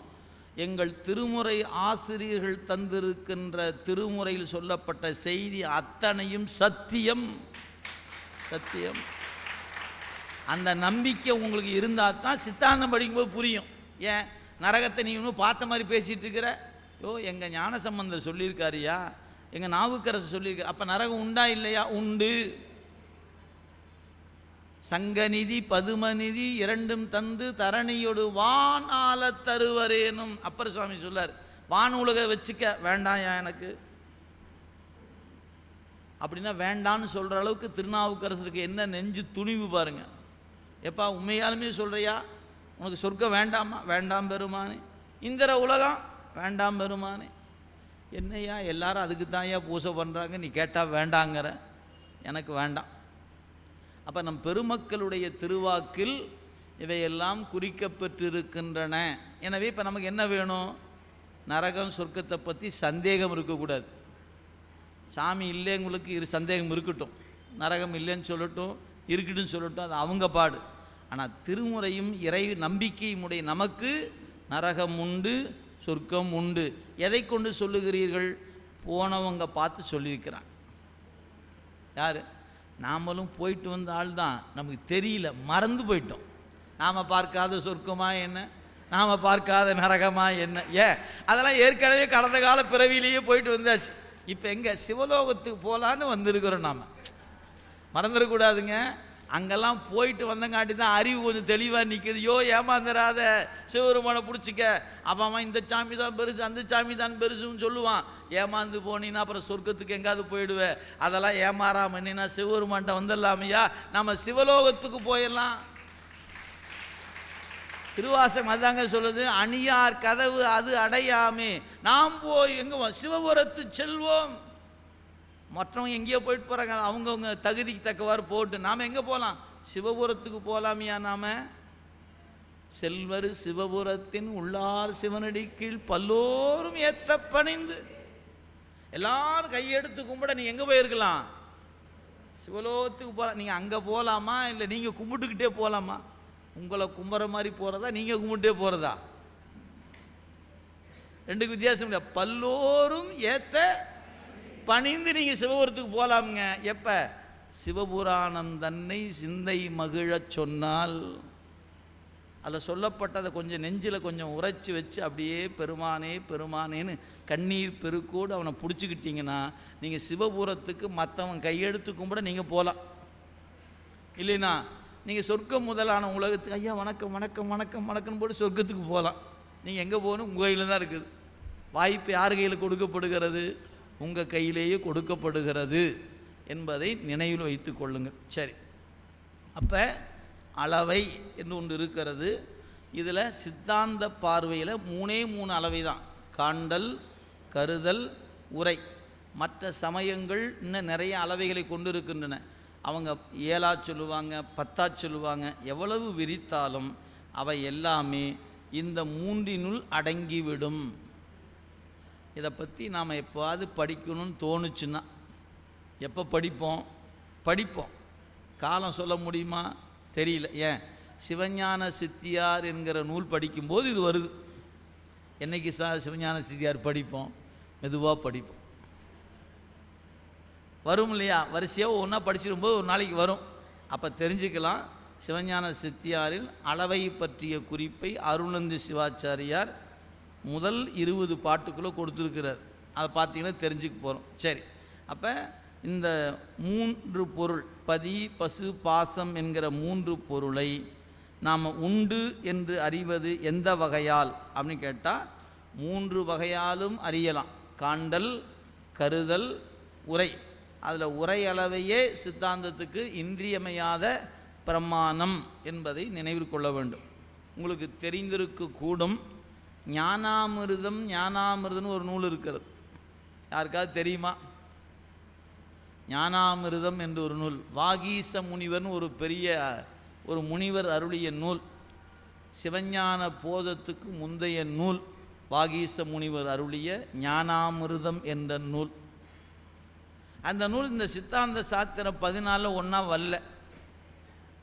ஏய்யா, சித்தாந்தம் தானே சொல்லுது, அது ஏன் ஞானாமிர்தம் இதுக்குள்ளே வரல? அதுக்கு ஆய்வு செய்ய பெருமக்கள் சொல்லுகிறார்கள். அதில் ஒரு சில குறிப்பு என்னன்னு கேட்டிங்கன்னா, 4 பெருமக்களுடைய திருவாக்கு அந்த நூலில் எடுத்து போற்றப்பெறவில்லை. எனவே அந்த நூல் சித்தாந்த சாத்திரத்தில் இடம்பெறவில்லை. அவர் மேற்கோள் காட்டும்போது ஞானாமிர்தம் எடுத்து படிச்சிங்கன்னா ராமாயணத்தை மேற்கோள் காட்டியிருக்கிறார், மகாபாரதத்தை மேற்கோள் காட்டியிருக்கிறார், இன்னும் வேறு வேறு நூல் மேற்கோள் காட்டியிருக்கிறார். ஆனால் அவர் எதை காட்டலை? 4 பெருமக்கள் வாக்கை மேற்கோளாக எடுத்து காட்டலை. எனவே சித்தாந்த சாத்திரத்தில் ஞானாமிர்தம் ஒரு நூலாக இடம்பெறவில்லை. நல்ல நூல், சந்தேகமே இல்லை. ஆனால் ஏன் 14 ஒன்றா வரல? ஏன் 15 வச்சுக்க வேண்டியதானே? வைக்கலையே. இந்த கேள்விக்கு ஆராய்ச்சி பண்ணிங்கன்னா அந்த விடைகளில் ஒன்று, பெருமக்களுடைய திருவாக்கை அந்த நூல் பொன்போல் போற்றவில்லை. ஆனால் நம்ம பெருமக்கள் எடுத்து பாருங்கள், நீங்கள் படிக்கக்கூடிய ஒவ்வொரு சாத்திர நூலுக்கும் திருமுறையை கொண்டாந்து பொருத்தலாம். திருமுறையை கொண்டாந்து பொருத்தலாம். சித்தாந்தம் என்பது திருமுறை இல்லாமல் இல்லை என்ற வகையில் மேற்கோள்கள் காட்டும்போது சித்தாந்தத்தோடு திருமுறையும் சேர்ந்து பயணிக்கக்கூடிய ஒன்று நாம் இந்த நூலை பார்க்கிறோம். அவருடைய வாக்கில் அது இடம்பெறவில்லை. அதுவும் ஒரு காரணம். வேறு வேறு பல காரணம் உண்டு. அதில் ஒரு காரணம், பெருமக்களுடைய திருவாக்கு எடுத்து பொன்போல் போற்றப்படவில்லை. சரி, நம்ம இடத்துக்கே வந்துடுவோம். இப்போ ஒரு பொருளை உண்டு இல்லை என்று சொல்வதற்கு அளவை தேவை. அந்த அளவை என்ற முறையில் 3 வகையான அளவைகளை சைவ சித்தாந்தம் நமக்கு ஏற்றுக்கொண்டிருக்கிறது. சரி, இனி இதை பற்றியில் 3 பொருளில் நமக்கு இருக்கிற நேரத்துக்கு தக்கவாறு சிலவற்றை கொஞ்சம் சிந்திக்கலாம். சரி, இப்போ இறைவன் அப்படின்னு எடுத்துக்கொள்வோம். பதி என்ற ஒரு பொருள் உண்டா இல்லையா அப்படிங்கிற அறிவுக்கு வரணும். இந்த இறைவனை பற்றி அறிகிற போது ஒரு அருமையான சொல்லாட்சி ஒன்று உண்டுங்க. நாமெல்லாம் அந்த சொல்லை கேட்டிருக்கிறோம், ஆனால் அந்த சொல்லுக்கு பொருள் இதுதான்னு தெரியாமல் மயங்கி நிற்கிறோம். உங்களுக்கு ஒன்று தெரியும், பகுத்தறிவுன்னு. நம்ம தமிழ்நாட்டில் அந்த பேர் படாத பாடுபடுது, சரிங்களா? யாராவது போய் பகுத்தறிவுனா என்னன்னு கேளுங்களேன். ஏன், நிறைய பகுத்தறிவு இயக்கம், பகுத்தறிவு தலைவர்னு நிறைய பேர் இருக்கிறாங்க. போய் என்னன்னு கேளுங்களேன். அப்படின்னா என்னங்கய்யான்னு கேளுங்க. அவங்க சொல்லுவாங்க, நல்லது கெட்டது என்று பகுத்தறிகிற அறிவுக்கு பேர் தான் ஏன் பகுத்தறிவு. சரி, எனக்கு எது நல்லதோ அது உங்களுக்கு நல்லதா என்ன? உங்களுக்கு நல்லது எனக்கு நல்லதா என்ன? அப்போ ஒருவருக்கு நல்லது இன்னொருவருக்கு தீதால போகுது. ஒரு உழவு தொழில் செய்பவனுக்கு மழை நன்மை தரும். ஒரு துணி துவைத்து ஒரு அதன் வழியாக பொழப்பு நடத்துகின்ற ஒருவருக்கு அந்த மழை தீங்குல தருது. ஏன், சொன்ன நேரத்துக்கு துணி துவைச்சி கொண்டு கொடுக்க முடியாது, இவர் வயிற்று பொழப்புக்கு அது இடையூறாக நிற்கிது, அவருக்கு பயனாக இருக்குது. அப்போ மழை என்பது நன்கா தீங்கா? உழவனுக்கு நன்மை, அந்த துணி துவைக்கக்கூடிய கலைஞனுக்கு தீமை. அப்போ ஒரு பொருள் என்னவா நிற்கிது? நன்மையாகவும் தீமையாகவும் நிற்கிது. அப்போ நீங்கள் சொல்கிற நன்மை தீமை என்று ஆய்வதுக்கு பேர் பகுத்தறிவுங்கிறீங்க. அந்த சொல்லுக்கு அது பொருள் அல்ல. பிறகு என்னையா பொருள்? உண்மை விளக்கம் என்ற நூலை படிப்போம், அங்கு காண்க அப்படின்னு சஸ்பென்ஸ் வச்சு விட்டுட்டோம்னா மெதுவாக தேடி கண்டுபிடிச்சிக்கலாம். ஏன் அந்த அன்னைக்கு நாங்கள் மறந்து போயிடுவோம் ஐயா, அப்படி கேள்வி கேட்டதே நாங்கள் மறந்து போயிட்டா என்ன பண்ணுறது அப்படின்னு யாருக்காவது தோணுச்சுன்னா இப்போயே சொல்லி வச்சிடலாம். என்ன பகுத்தறிவுனா என்ன அப்படின்னா, அறிவு பொருள் இது, அறிவற்ற பொருள் இது என்று ஆய்ந்து அறிகிற அறிவுக்கு பெயர் பகுத்தறிவு. பகுத்தறிவு அவங்க சொல்கிற பேர் பகுத்தறிவு இல்லை. எது நன்மை இது தீமை எது, நன்மை இது தீமை என்று அறிகிற அறிவுக்கு பகுத்தறிவு என்ற சொல் பொருத்தமானது அல்ல. எது பொருத்தமானதுன்னா, அறிவுடைய பொருள் இது, அறிவற்ற பொருள் இது என்று ஆய்ந்து அறிகிற அறிவுக்கு பெயர் தான் பகுத்தறிவு. உடம்பை எடுத்துக்கொண்டால் அறிவில்லாதது, உடம்புக்கு இருக்கிற உயிர் அறிவுடையது. எனவே உயிர் அறிவுடையது, உடம்பு அறிவில்லாதது, இதுக்கு பேர் பகுத்தறிவு. சரி, உயிரையும் சிவத்தையும் எடுத்துக்கொண்டு பார்த்தா சிவத்தின் அறிவு போல உயிரின் அறிவு இல்லை. சிவத்தின் அறிவு நுண்மையான அறிவு, ஆன்மாவின் அறிவு தூள் அறிவு. இது அறிவித்தால் அறிகிற அறிவு, அது தானே அறிகிற அறிவு. எனவே இப்படி அறிவதுக்கு பெயர் பகுத்தறிவு. அவங்க சொல்லிட்டாங்க நன்மை தீமை அறிவது பகுத்தறிவு. அந்த சொல்லுக்கு அது பொருள் அல்ல. ஆய்வு நீங்கள் மீண்டும் அதை சிந்தித்து பார்த்து சிந்தனையில் வைத்து கொள்ளுங்க. சரி, அப்படிப்பட்ட இறைவனுக்கு ஒரு இலக்கணம் சொல்லணும். இறைவனுக்கு இலக்கணம் சொல்லும் பொழுது 2 வகையான இலக்கணம் சொல்லப்படுதுங்க. இறை என்கிற பொருளுக்கு இலக்கணம் என்ன அப்படின்னா, சொரூப இலக்கணம், தடத்த இலக்கணம் என்று 2 வகை. சொரூப இலக்கணம் அப்படின்னு எடுத்துக்கிட்டிங்கன்னா, இறைவன் அவனுடைய தன்மையை யாரும் அறிந்து இன்னது என்று சொல்ல இயலாது, யாராலும் சொல்ல இயலாது. அவர் யாராலும் சொல்ல முடியாத நிலைக்கு பெயர்தான் சொரூப இலக்கணம் என்று பெயர். அது அனுபவிக்கலாம், சொல்லுக்கு வராது. நீங்கள் எப்போ அதுக்குரிய தகுதி பெறுகிறீர்களோ அப்போது அந்த இன்பத்தை அனுபவிக்க முடியும், அறிய முடியும், அனுபவிக்க முடியும். ஆனால் அதை சொல்லில் கொண்டு வந்து காட்ட இயலாது. இது பெயர் சொரூப இலக்கணம் என்று பெயர். அப்படிப்பட்ட சொரூப இலக்கணத்தில் இறைவனுக்கு என்ன இயல்பு அப்படின்னு கேட்டால், நாம் சொல்லுகிற எதுவுமே அவனுக்கு இல்லை. அவனுக்கு பேர் கிடையாது, ஊரு கிடையாது, உருவம் கிடையாது, எதுவுமே கிடையாது. நம்ம கபாலீஸ்வரர், மருந்தீஸ்வரர் இந்த பேரெல்லாம் சொல்கிறோம் இல்லையா, இந்த பேரெல்லாம் சொரூப இலக்கணத்தில் ஒன்றுமே இல்லை. நீங்கள் காண்கிற சிவலிங்க திருமேனி அவனுக்கு இல்லை, இந்த பேர் அவனுக்கு இல்லை. நீங்கள் எது கேட்டாலும் இல்லைங்கிற இடத்துல இருக்கிற நிலைக்கு பேர் சொரூப இலக்கணம் என்று பெயர். அந்த சொரூபத்தன்மை நம்மால் அறிய முடியும், அனுபவிக்க முடியும். ஆனால் அதை சொல்லில் கொண்டு வந்து காட்ட இயலாது. அதைத்தான் பெருமக்கள் வேறு வேறு வகையாக பாடியிருக்கிறாங்க. இதே உங்களுக்கு தெரிஞ்ச பாட்டிலே சொல்லுவோம், உலகெல்லாம் உணர்ந்து ஓதற்கு அறியவன் இசிக்கோல்ட்டு சொரூப இலக்கணம். உணர்வதற்கும் ஓதுதற்கும் அறியவன். நீங்கள் சொல்லவே முடியாது. கண்ணை மூடி உட்காந்து தியானிக்க முடியுமா? முடியாது. சொல்லுக்கும் சிக்க மாட்டான், நினைப்புக்கும் சிக்க மாட்டான். சொல்லுக்கும் நினைப்புக்கும் அப்பாற்பட்டு இருக்கிற நிலைதான் சொரூப இலக்கணம். மாற்றம் மனம் கழிய நின்ற மறையோனே சொரூப இலக்கணம். சரி, தடத்த இலக்கணம் என்ன? அப்படிப்பட்ட இறைவன் நமக்காக என்ன பண்ணுறான்? இறங்கி இறங்கி இறங்கி இறங்கி இறங்கி இறங்கி இறங்கி இறங்கி வரான். எங்கேயா வராது? நான் இருக்கிற இடம் வரைக்கும் வரான். இல்லை நான் இவ்வளோ தான் வருவேன், நீ கொஞ்சம் மேலே வா, அப்படிலாம் இல்லை. நாம் எங்கே கடக்கிறோமோ அங்கே வரைக்கும் வரான். இதுதான் அவனுடைய கருணை. சிந்திச்சு பாருங்கள். அவனுக்கென்று ஒரு பெயர் கிடையாது, அவனுக்கென்று ஒரு ஊர் கிடையாது, அவனுக்கென்று ஒரு குறிப்பிட்ட அடையாளம் எதுவுமே இல்லை. திருவாசகம் படித்தவங்களுக்கு ஒரு பாட்டு, திருமாலும் பன்றியா சென்றுணரா திருவடியை ஒரு நாமம் அறியவோர் அந்தணனாய் ஆண்டு கொண்டான்.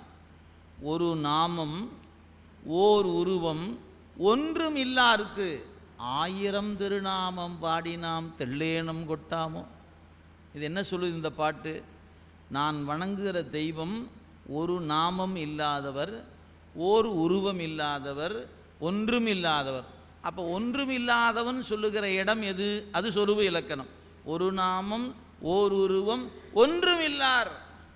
சரி, அப்படிப்பட்ட பெருமானுக்கு என்ன பண்ணலாம்? 1000 பேர் சொல்லியான்னாரு. 1000 பேர் சொன்னீங்கன்னா தடத்தை இலக்கணம்.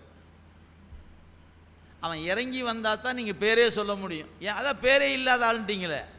ஒரு பேரும் ஒரு வடிவும் இல்லாதவன் இறைவன். அப்போ நாம் வணங்குற தெய்வத்தினுடைய இலக்கணம் என்னன்னு கேட்டால், அவனுக்கு என்று ஒரு பெயர் கிடையாது, அவனுக்கென்று ஒரு வடிவம் கிடையாது, அவனுக்கென்று ஒரு ஊர் கிடையாது. ஏதவன் ஊர் ஏதவன் பேர் ஆரூற்றார் ஆரையலார் ஏதவனை பாடும் பரிசேலோர் எம்பாவாய் மாணிக்கவாசகர். இப்படி நம் பெருமக்கள் பதிகமாக பாடி வச்சிருக்கிறாங்க. எது? சொரூப இலக்கணத்தை. திருமூலருடைய பாட்டு உண்டு. யார் அறிவார் எங்கள் அண்ணலின் பெருமையை, யார் அறிவார் இந்த அகலமும் நீளமும், பேரறியாத பெருஞ்சுடர் ஒன்றதின் வேறறியாமை விளம்புகின்றேனே.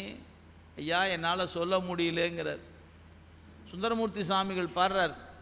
பொன்னும் மெய்ப்பொருளும் தருவானை, போகமும் திருவும் புணர்ப்பானை, பின்னை என் பிழையை பொறுப்பானை, பிழையலாம் தவிர பணிப்பானை, இன்ன தன்மையன் என்று அறிய ஒண்ணா எம்மான்.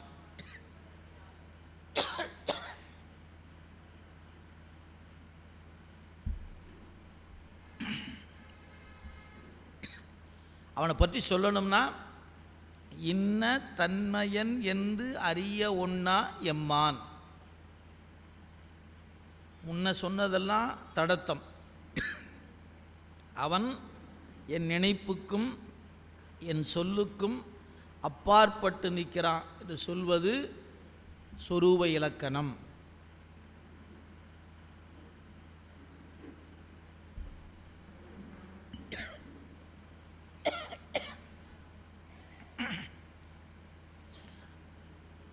அப்போ நாம் பார்க்கக்கூடிய பதி, பசு, பாசம், இந்த 3 பொருளுக்கும் சொல்லும் பொழுது சொரூப இலக்கணம் இறைவனுக்கு ஒன்று உண்டு, தடத்த இலக்கணம். சொரூப இலக்கணம் என்பது உண்மை இயல்புன்னு பேர். தடத்த இலக்கணம்னா பிற பொருளோடு கலந்து நிற்றல்னு பேர். இறைவனுக்கு இரு தன்மையும் உண்டு. தன்னிலையில் கடந்து நிற்பான்.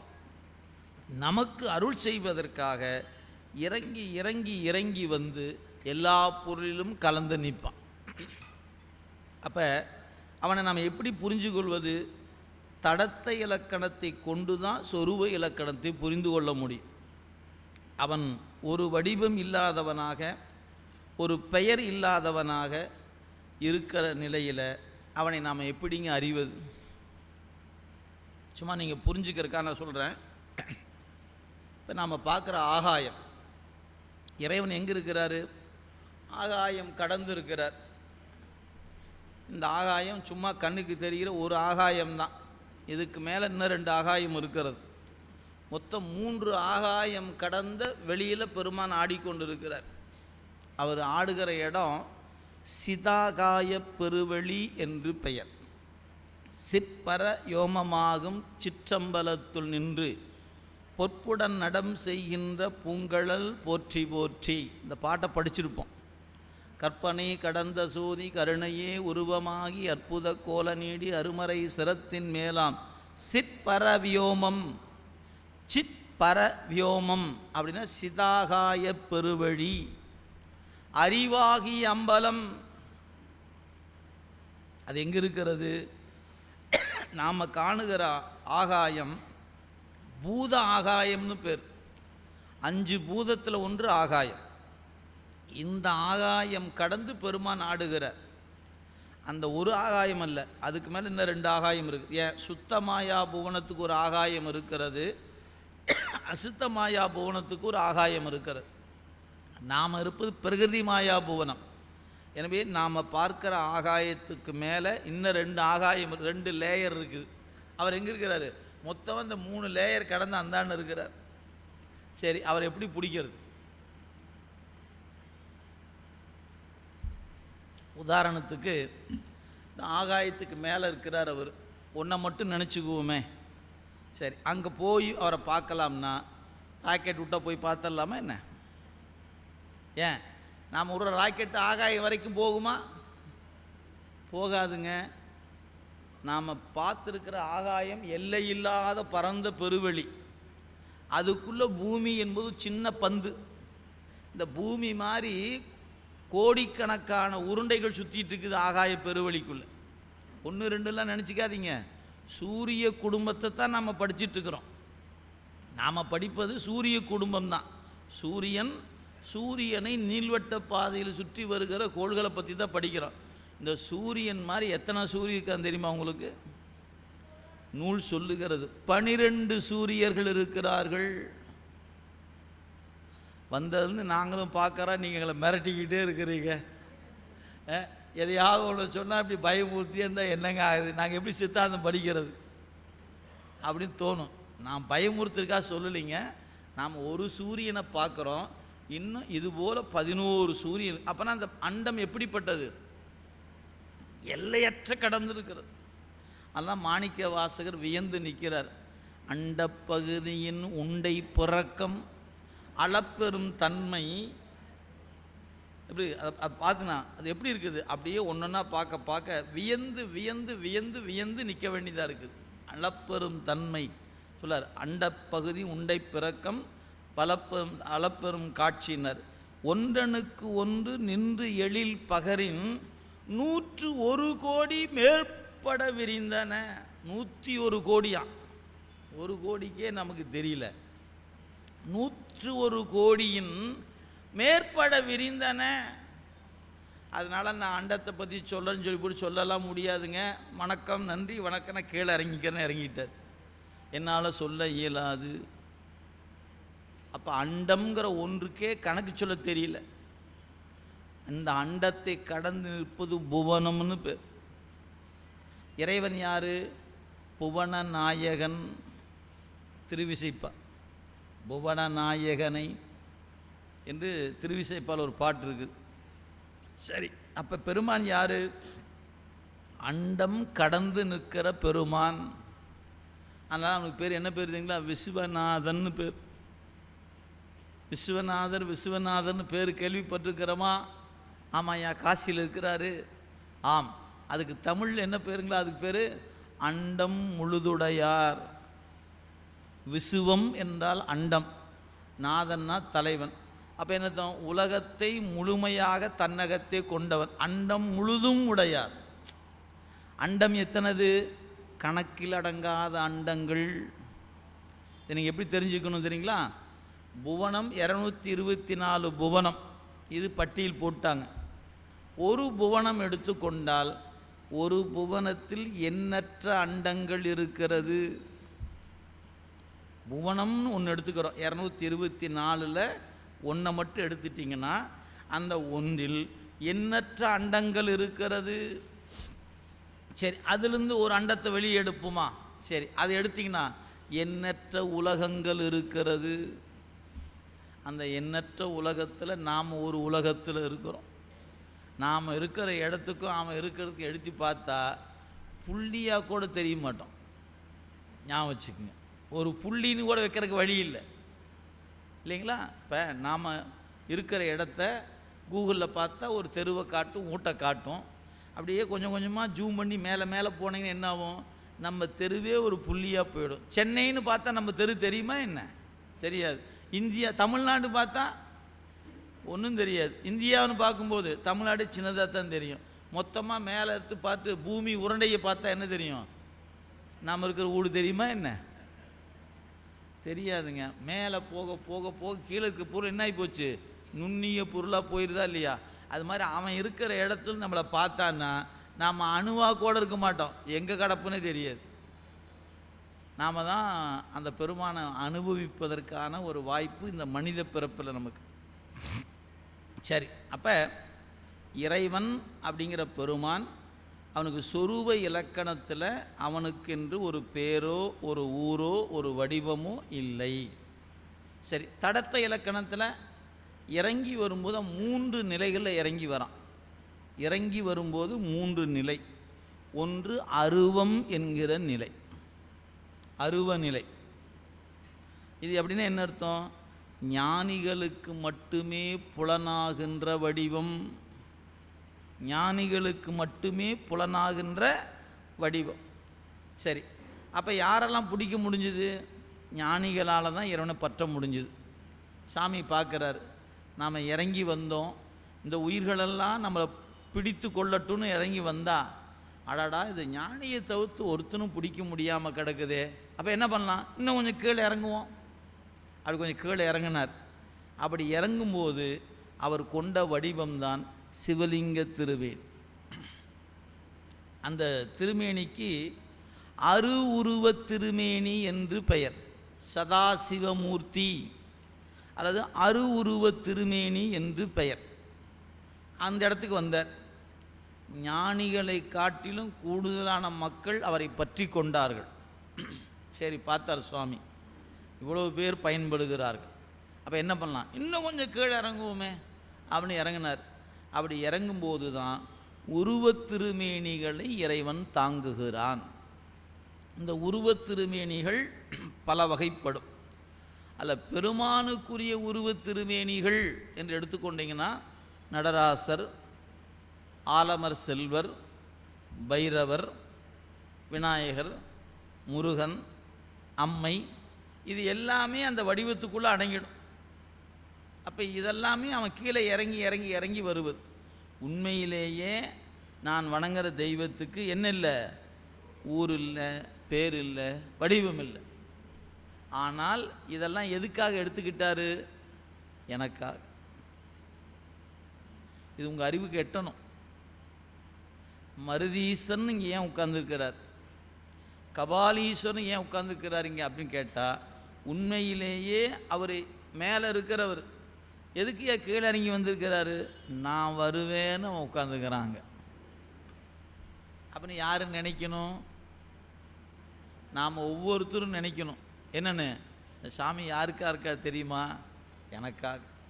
நாம் அப்படியே நினைப்போம், இந்த சாமி யாருக்கா இருக்குன்னே தெரியல, அவருக்காக இருப்பார் போல் இருக்குது, இவருக்காக இருப்பார் போல் இருக்குது, நானும் ஒரு கும்பிடு போட்டு போகிறேன்பா அப்படி நினச்சி தானே ஓடி போயிடும்.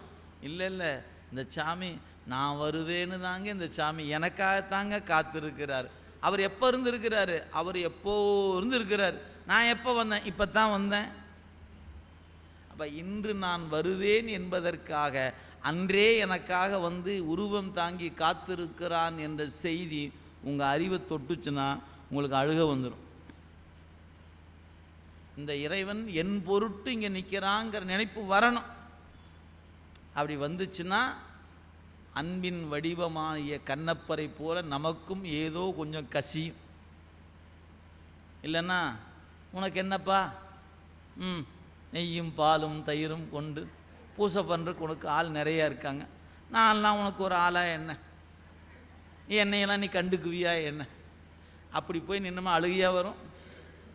இல்லை, எவ்வளோ பெரிய ஆளியா இவர், எனக்காக வல்லவா இறங்கி வந்திருக்கிறான். இது நம்ம அறிவில் புலப்படும், சொல்வதில் புலப்படாதுங்க. நான் சொல்லித்தான் காட்டலாம், நீங்கள் தான் அனுபவிக்க வேண்டிய இடம் உங்களுது. நீங்கள் நின்று பார்க்கணும், இந்த சாமி எதுக்காக இந்த இடத்துல இருக்கிறார், நான் வருவேன் என்பதற்காக காத்து நிற்கிறான் என்ற எண்ணம் உங்களுக்குள்ளே வரணும்.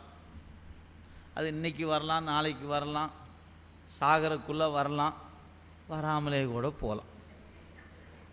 இல்லையா? அது யார் கேரண்டி கொடுக்கறது? அது உங்கள் அன்பை பொறுத்ததல்ல.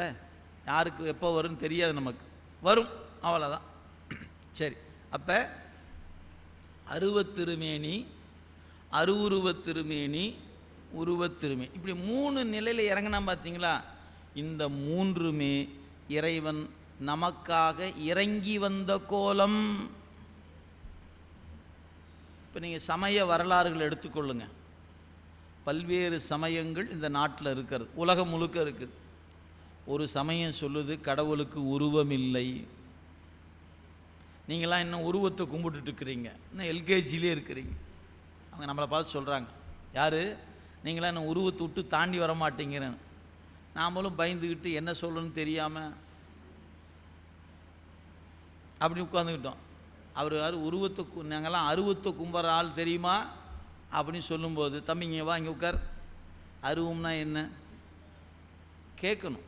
அவங்க ஏதோ ஒரு விளக்கம் சொல்லுவாங்க இல்லையா, இங்கே வா நான் சொல்கிறேன். என் சிவபெருமான் யார் தெரியுமா? அந்த அருவம் என்பதையும் கடந்து நிற்கிறவன் யாழ். நீ என்ன அருவத்தை கும்புற? நீ அருவத்தை தான் கும்புற, நான் அருவத்தை கடந்த பெருமானை கும்பிட்டுட்டு இருக்கிறேன். எங்கிட்ட உன் வாழெல்லாம் ஆட்டிட்டு கிளம்பிட்டே இருப்போ அப்படின்னு சொல்லணும்.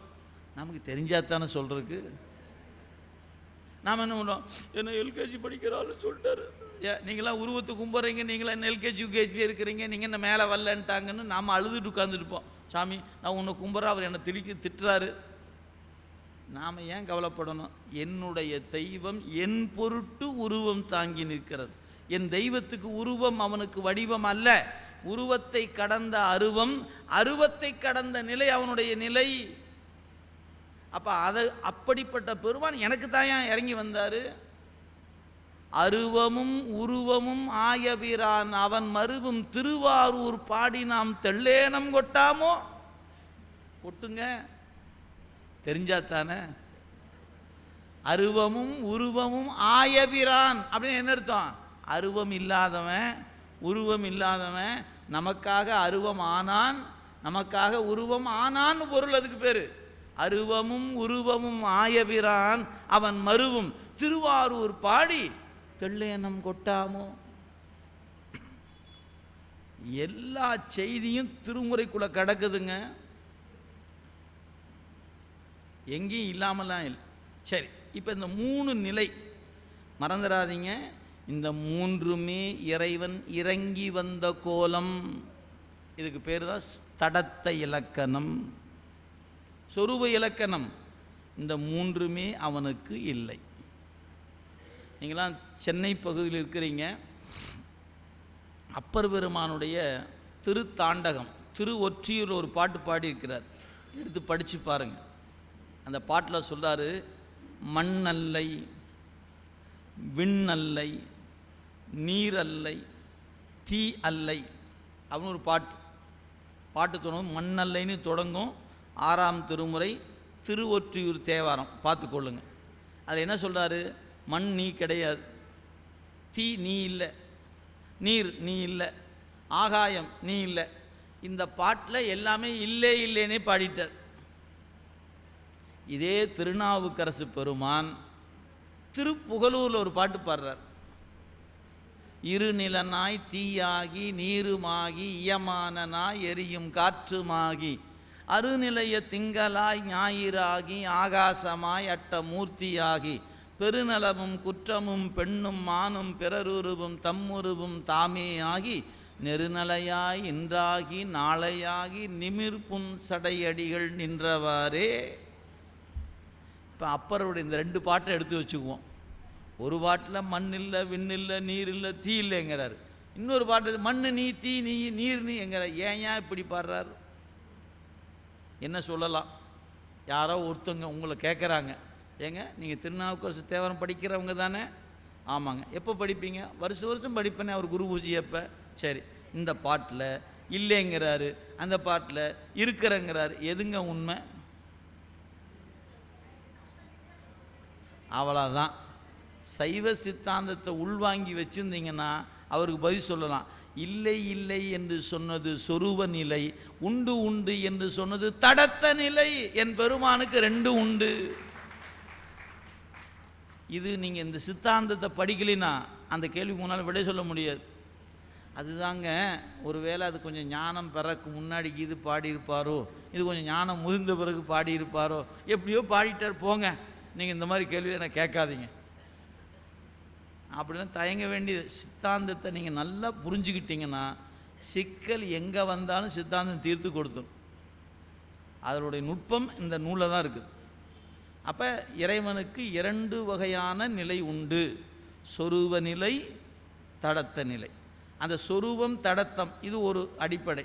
இதில் தான் உருவத் திருமேனி, அருவுருவத் திருமேனி அப்படின்லாம் படிக்கிறோம் இல்லைங்களா. சிவலிங்க திருமேனிக்கு சதாசிவமூர்த்தின்னு பேர். உருவம் கிடையாது, அருவமும் கிடையாது. இந்த ரெண்டுக்கும் தொடர்புடைய இடம். அருவம் கண்ணுக்கு புலனாகாதது, உருவம் கண்ணுக்கு புலனாவது. இந்த ரெண்டுக்கும் இடையில் இருக்கிற ஒரு கோலம் இருக்குது பாருங்க, அதுதான் அருவுருவ திருமேனி என்கிற சதாசிவமூர்த்தி. இதை எப்படி தெரிஞ்சுக்கலாம்? உங்கள் ஊருக்கு பக்கத்தில் தான் மகாபலிபுரம் இருக்கிறது. வாய்ப்பு கிடைக்கும்போது ஒரு நாள் அந்த பக்கம் போங்க. போகும்போது நீங்கள் உங்கள் மனதுக்குள்ள ரொம்ப நாளாக ஒரு ஆசை, எது? நம்ம வீட்டில் நம்ம தெருவில் ஒரு இடம் ஒன்று இருக்குது, ஒரு சின்ன விநாயகர் வச்சா நல்லா இருக்குன்னு ஒரு ஆசை. அந்த ஊர் மக்கள்கிட்டலாம், அந்த தெருவில் இருக்க மக்கள்கிட்டலாம் பேசணும். ரொம்ப நாளாக ஒத்தே வரல. அப்புறம் ஒரு நாள் எல்லோரும் ஒத்து வந்துட்டாங்க. சரி வச்சிடலாம் ஐயா அப்படின்னா, சரி வாங்க போகலாம் அப்படின்னு நேராக ஒரு சிற்ப கலைக்கூடத்துக்கு போனோம். எவ்வளோ இருக்கலாம்? ஒரு 2 அடியில் ஒரு விநாயகர் வச்சிடலாம். சரி, உடனே பார்த்தோம், தரமான கல், தரமான வேலை. அவர் சொல்கிற கண்டிஷன்லாம் சொன்னார். மகிழ்ச்சி. எந்த கல்லில் பண்ணுவீங்க சார்? இங்கே இருக்குது பாருங்கள், இந்த கல்லை விநாயகர் பண்ணி கொடுத்துரும். 2.5 அடி இருக்குது கல், இதில் விநாயகர். இப்போ நமக்கு விநாயகர் தெரியுமா என்ன? 2 அடிக்கு நீளம், அகலம், உயரம், இதுதான் நமக்கு தெரியும். சரி, அட்வான்ஸ் இந்த புடி எவ்வளோ நாளில் தருவீங்க? 1 மாதத்தில் கொடுத்துருவேன்.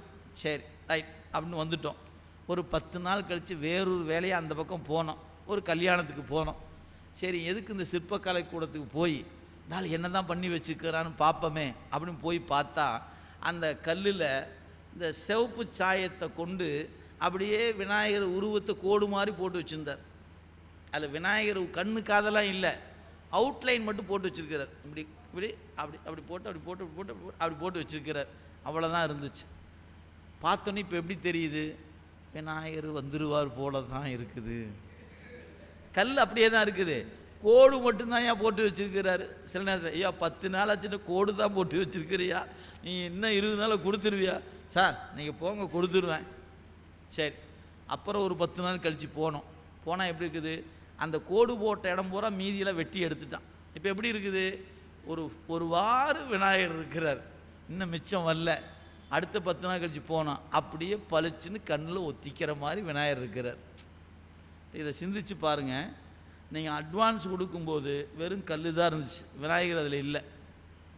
ஒரு 10 நாள் கழித்து போனோன்னே கோடு போட்டு வச்சுருந்தார்.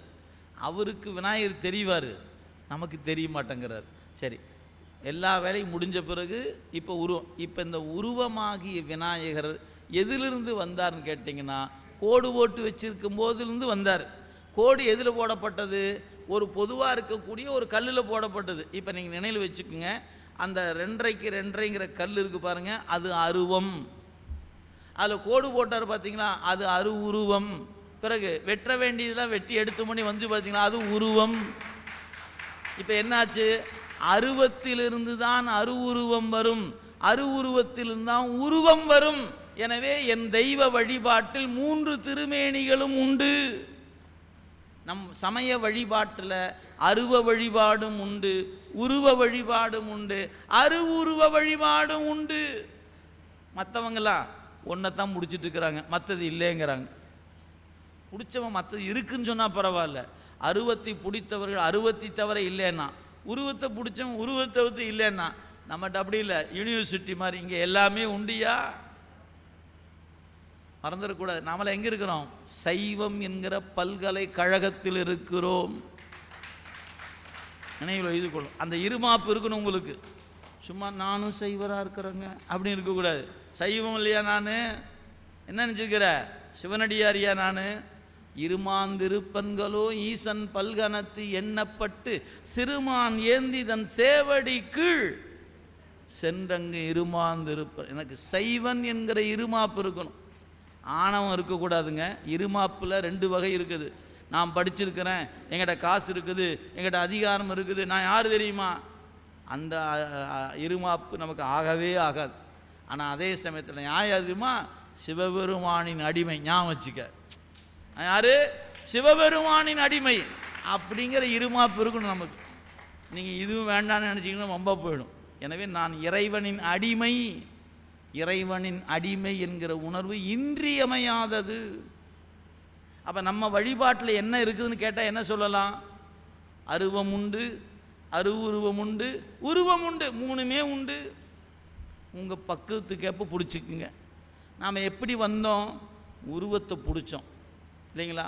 நிச்சயமாக நீங்கள் சிந்திச்சு பாருங்கள். இங்கே இருக்கக்கூடிய எல்லாருமே ஒரு கட்டத்தில் ஏதேனும் ஒரு உருவ திருமேனியைத்தான் வழிபாடு செய்திருப்போம். அது எந்த திருமேனியாக வேணாலும் இருக்கலாம். மாரியம்மன், காளியம்மன், விநாயகர், முருகன், ஆஞ்சநேயர், திருப்பதி வெங்கடாச்சலம், இப்படி ஏதோ ஒரு சாமி. மொத்தத்தில் உருவமாக பார்த்தா தான் நம்ம அறிவு நிற்கும். உருவத்தை கடந்து நம்மளால் என்ன சிவலிங்கம் எங்கே பார்த்தாலும் ஒரே மாதிரி இருக்குது, எங்கேயா நீங்கள் எல்லாம் இங்கே போனால் சிவலிங்கம் அங்கே போனால் எல்லாம் ஒரே மாதிரி தான் இருக்குது அப்படின்னு ஒரு அறிவு நிற்கும். ஆனால் அதையெல்லாம் இந்த உருவத்தை வணங்கி வணங்கி வந்தோம்னா அது நம்மளை என்ன பண்ணும்? தேர்ச்சி பெற்ற பிறகு, தம்பி நீ நம்மகிட்ட இருக்க வேண்டிய ஆளில் கிளம்பு அப்படின்னு தூக்கி அடுத்த இடத்துக்கு லிஃப்ட் பண்ணி விட்டுடும். எங்கே வந்துடுவோம்? சிவலிங்கத்திட்ட வந்துடுவோம். இப்போ வந்தால் சிவலிங்கத்தை பார்த்தா தாங்க பார்த்த மாதிரி இருக்குது, ஐயோ என் சாமி அப்படின்னு அப்போ தான் தெரியுது. இப்போ இங்கே நிற்கிறோம். இந்த திருமேனியை பார்த்து பார்த்து வழிபாடு பண்ணிங்கன்னா ஒரு நாள் உங்களுக்குள் அந்த இறைவனை திருமேனி அருவ திருமேனியாக உள்ளுக்குள்ளே பார்க்கிற வாய்ப்பு ஒரு நாள் அமையும். இங்கே தொடங்கினா தான் அங்கே வந்து சேர முடியும். உருவத்தை வணங்காமல் சிவலிங்கத்தில் வர முடியாது. சிவலிங்கத்தை வணங்காமல் உன் உள் இறைவனை காண இயலாது. அதனால் நம்முடைய பெரியவங்க சொன்னாங்க, கீழேருந்து வாப்பான்னாங்க. படிப்படியாக வா, ஒன்றொன்னா பிடிச்சிட்டு மேலே வா என்று நம் சமயத்தில் எல்லாவற்றுக்கும் இடம் கொடுத்திருக்கிறது. இங்கே உழவாரத்துக்கான பணி உண்டு, திருவாசமுற்றுவதல் உண்டு, யோகம் உண்டு, ஞானம் உண்டு, எல்லாமே உண்டு. சைவம் பறந்து விரிந்திருக்கக்கூடிய ஒன்று, எல்லை இல்லாதது. நீங்கள் அதை கொண்டாந்து ஒரு வரையறைக்குள்ள கொண்டாந்து அடக்கலாம் நினச்சிடாதீங்க. அது எல்லையற்று இருக்கக்கூடிய ஒன்று, எல்லாவற்றையும் தன்னகத்தே கொண்டு இருப்பது. அதுதான் சைவத்துக்குரிய தனிச்சிறப்பு. எனவே நாம் அதெல்லாம் புரிந்து கொள்ளணும்னா இந்த சித்தாந்த சாத்திரத்தினுடைய ஞானம் நமக்கு கொஞ்சம் கொஞ்சமாக வாய்க்கணும். ஒரே நாளில் வாய்ச்சிடாது, ஆனால் கொஞ்சம் கொஞ்சமாக வாய்க்கும் நிச்சயமாக. சரி, அப்போ இறைவனுக்கு அருவம், அருவுருவம், உருவம், இந்த மூன்றும் இறங்கி வந்த கோலம். இதைத்தான் திருவாசகம் அங்கே குறித்திருக்கிறார் இல்லைங்களா? அருவமும் உருவமும் ஆயபிரான்னு தான். அருவம் ஆயபிரான், உருவம் ஆயபிரான், அருவுருவம் ஆயபிரான், அவர் மருவும் திருவாரூர் பாடினாம் தெள்ளேனம் கொட்டாமோ. சரி, இது அவனுடைய ஒரு இலக்கணம். சரி, அந்த இறைவன் அது மட்டும்தான் அவனுடைய தலத்த இலக்கணமாக என்ன? அது மட்டுமல்ல, அவன் நம்முடன் கலந்து நிற்கிறவுடைய கலப்பையும் தடத்தை இலக்கணமாக சொல்லலாம். ஒன்றாய், உடனாய், வேறாய் என்று மூன்று வகையாகவும் இறைவன் நம்மோடு கலந்து நிற்கிறான். அதுவும் அவனுடைய தடத்தை இலக்கணம்தான். அதை நூலை படிக்கும்போது விரிவாக பார்த்து கொள்ளலாம். சரி, அந்த இறைவன் ஐந்தொழில் செய்கிறான். படைத்தல், காத்தல், அழித்தல், மறைத்தல், அருளல் என்கிற ஐந்தொழில் செய்கிறான். இந்த ஐந்தொழில் செய்வதும் தடத்தை இலக்கணம்தான். அப்போ நீங்கள் தடத்தை இலக்கணத்தை மூணாக பிரிச்சுக்கலாம். திருமேனி என்று வரும்போது அருவம், அருவுருவம், உருவம் தடத்தை இலக்கணம். நம்மிடத்தில் ஒன்றாய், வேறாய், உடனாய் மூன்று வகையாலும் கலந்திருப்பது தடத்தை இலக்கணம். பிறகு ஐந்தொழில் புரிதல் அவனுடைய தடத்தை இலக்கணம். இந்த ரெண்டை பற்றி கொஞ்சம் தெரிஞ்சுக்கணும். நமக்கு ஐந்தொழில் நடராச பெருமானை பார்க்கும்போது நம்ம தெரிஞ்சுக்கிட்டோம். நீங்கள் நிச்சயமாக இப்போ அந்த காலம் அவரை வழிபாடு செய்யக்கூடிய காலம் என்பதனால் அவர் ஒரு கையில் அந்த உடுக்கை வச்சிருக்கிறாரு, இன்னொரு கையில் நெருப்பு வச்சிருக்கிறாரு, ஒரு காலை ஊன்றி வைத்திருக்கிறார், ஒரு காலை தூக்கி வச்சிருக்கிறாரு, ஒரு கையை அப்படி இந்த பக்கம் இருந்து எங்கள் இடது பக்கம் இருந்து வலது பக்கம் அப்படி இப்படி நீட்டி இப்படி கையை காட்டிக்கிட்டு இருக்கிறாரு, இன்னொரு கையை இப்படி வச்சு நிற்கிறார். இவை எல்லாமே ஒவ்வொன்றும் ஒவ்வொரு அடையாளத்தை உணர்த்துகிறது. இதை பற்றி தான் முதல் நூலை படிக்க போகிறோம். இது உண்மை விளக்கம் என்கிற நூல் படிக்கும்போது இதெல்லாம் எதை எதை காட்டப்போகுதுன்னு படிக்க போகிறோம். அதனால் இறைவன் செய்கிற தொழில் ஐந்தொழில் என்று பெயர். அதை சுருக்கமாக மூணாக சொல்வதுண்டு. படைத்தல், காத்தல், அழித்தல்னு சொல்லுவோம். இன்னும் கொஞ்சம் சுருக்கமாக சொன்னால் ரெண்டாக சொல்லலாம். எது? அந்த பெருமான் பந்தப்படுத்துவார், வீடு கொடுப்பார். ரெண்டாக சொல்லலாம். மூணா சொல்லலாம், அஞ்சா சொல்லலாம். ரெண்டா சொல்லும்போது பந்தம் வீடுன்னு பேர். நம்முடைய பொற்சுன்னம் படித்தவங்களுக்கு தெரியும். கடைசி பாட்டை பாருங்கள். வேதமும் வேள்வியும் ஆயினார்க்கு, மெய்மையும் பொய்மையும் ஆயினார்க்கு, சோதியுமாய் இருள் ஆயினார்க்கு, துன்பமுமாய் இன்பம் ஆயினார்க்கு, பாதியுமாய் முற்றும் ஆயினார்க்கு, பந்தமுமாய் வீடும் ஆயினார்க்கு ஆடப் பொற்சுன்னம் இடித்து நாமே. பந்தம் வீடு ரெண்டு சொல் இருக்குது. பந்தப்படுத்துதல், விடுதலை பெற வைத்தல். அப்போ பந்தம் யாருக்கு, வீடு யாருக்கு? பக்குவப்படாத உயிர்களை பந்தப்படுத்த வேண்டும், பக்குவப்பட்ட உயிர்களை வீட்டுக்கு அழைத்து செல்லணும். ரெண்டு அவன் கடப்பாடு. எனவே இந்த ரெண்டை விரிச்சிங்கன்னா மூணாக விரிச்சிடலாம். எது? படைத்தல், காத்தல், அழித்தல். அனைத்து உலகம் ஆக்குவாய், காப்பாய், அழிப்பாய். இதெல்லாம் எதுக்கியா செய்வார்? அருள் செய்வதற்காக. இப்போ 4 வந்துருச்சா? அனைத்து உலகம் ஆக்குவாய், காப்பாய், அழிப்பாய், அருள் தருவாய். நீங்கள் இறைவன் நமக்கு அருள் தரணும்னா அவன் என்ன பண்ணணும்? ஆக்கணும், காக்கணும், அழிக்கணும். எங்க அழிப்பது எப்படிங்க அருளாகும்? ஆம், அழித்தலும் அருளலே. படைத்தல் அருள், காத்தல் அருள், அழித்தல் அருள், மறைத்தலும் அருள். சிவபுராணத்தில் அந்த வரியில் அந்த சொல்ல காணாம். அனைத்துலகும் ஆக்குவாய், காப்பாய், அழிப்பாய், மறைப்பாய், அருள் தருவாயின்னு சொல்லியிருக்கணும். மாணிக்கவாசர் மறைப்பான்னு சொல்ல விட்டுட்டாரே. ஆம், மறைப்பாய் என்பதை மறைத்து வைத்திருக்கிறார். மறைப்பாயின்னு சொல்ல காணலையா? ஆமாம் ஐயா, ஏன் சொல்லலை? அதான் மறைப்பாச்சு, அதெல்லாம் மறைச்சி வச்சுட்டாரு. இப்போ 5 தொழில் அதில் இருக்குது. இந்த 5 தொழிலைத்தான் திருவெம்பாவின் 20வது பாட்டு சொல்லுது. பாட்டை நீங்களே உங்களுக்கு தெரியும். இப்போ திருவெம்பாவை படிச்சுட்டு இருப்பீங்க. போற்றி அருளின் ஆதியாம் பாதமலர், போற்றி அருளின் அந்தமாம் செந்தளிர்கள், போற்றி எல்லா உயிர்க்கும் தோற்றமாம் பொற்பாதம், போற்றி எல்லா உயிர்க்கும் போகமாம் பூங்கலர்கள், போற்றி எல்லா உயிர்க்கும் ஈராம் இணையடிகள், போற்றிமா நான்முகனும் காணாத புண்டரிகம், போற்றியாம் உய்ய ஆட்கொண்டருளும் பொன்மலர்கள், போற்றியாம் மார்கழி நீர் ஆடேலூர் எம்பாவை. 5 அந்த பாட்டில் இருக்குது. படைத்தல், காத்தல், அழித்தல், மறைத்தல், அருள் 5 இருக்குது அந்த பாட்டில். சிவபுராணத்தில் இருக்கிறது, திருவெம்பாவில் இருக்கிறது, தொடுகிற இடம் அங்கங்கே பார்த்தீங்கன்னா கண்டுபிடிச்சிக்கலாம். சரி, இப்போ 2ஆக சொல்லலாம், 3ஆக சொல்லலாம், அடுத்து 5ஆக சொல்லலாம்.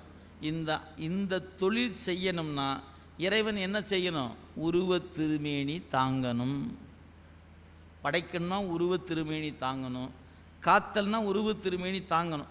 எனவே அவன் உருவத் திருமேனி தாங்குவது இந்த 5 தொழிலுக்காக என்பதனால இந்த 5 தொழில் என்பது தடத்த இலக்கணம் ஆயிற்று. அப்போ நம்ம என்ன தெரிஞ்சுக்கணும்? நான் வணங்குற தெய்வம் அருவம், அருவுருவம், உருவம். இதுவும் 3 நிலை. அப்புறம் நம்மோடு எப்படி இருக்கிறான்? ஒன்றாய், வேறாய், உடனாய், 3மாவும் இருக்கிறான். அதுக்கு அடுத்தது இந்த உலகத்தில் எல்லாவற்றையும் படைத்து, காத்து, அழித்து, மறைத்து அருள் செய்கிறான். இந்த தொழில் செய்வது 5 தொழில் என்று பெயர். இதுவும் அவனுடைய தடத்த இலக்கணம். இதுவும் அவனுடைய தடத்த இலக்கணம். இதெல்லாம் எப்படி விரிவாக செய்ய போகிறார் என்பதை தான் நம்ம நூலின் வழியாக விரிவாக நம்ம பார்க்க போகிறோம். சரி, இது இறைவனுக்கு. உயிருக்கு சொரூபம் என்ன, தடத்தம் என்ன? இந்த சொரூபம் தடத்துங்கிற வார்த்தையை உயிருக்கு பயன்படுத்தக்கூடாது. என்ன சொல்லுவாங்கன்னு கேட்டால், உயிரின் பொது இலக்கணம், உயிரின் சிறப்பு இலக்கணம். அது சொல் தடத்தம்னா பொதுன்னு பேர், சொரூபம்னா சிறப்புன்னு பேர், வேற ஒன்றும் இல்லை. உயிருக்கு எது பொது சிறப்பு அப்படின்னு கேட்டிங்கன்னா, உயிர் உடம்போடு கூடி நிற்றல் பொது, சிவத்தோடு கூடி நிற்றல் சிறப்பு. உயிருக்கு எது சிறப்பு? அவனோடு கூடி நின்னா தான் சிறப்பு. எங்கயா நம்புற மாதிரியே இல்லையே அப்படின்னு உங்களுக்கு தோணி இருக்கணும். தோணாமல் விட்டா தப்புங்க, தோணி இருக்கணும் இல்லையா? உங்களுக்கு எடுத்துக்காட்டு வேண்டுமென்றால் 2 இடத்துல பார்க்கலாம். ஒன்று, கைலாயத்தில் சுந்தரமூர்த்தி சாமிகள் இறைவனை விட்டு நீங்குகிற இடம். சாமி சொல்லிட்டார், நீ போய் மண்ணில் பிறந்துட்டு வான். அந்த நேரம் கைகளை தலைக்கு மேலே கூப்பி கலங்கி நிற்கிறார். அப்போ அந்த வார்த்தை பயன்படுத்துகிறார் சேக்கிழார் பெருமான். கைகள் அஞ்சலி கூப்பி கலங்கினான், செய்ய சேவடி நீங்கும் சிறுமையேன். திருவடியை விட்டு நீங்குவது சிறுமை. சரி, எது பெருமை? இறைவன் திருவடி சேர்வது பெருமை.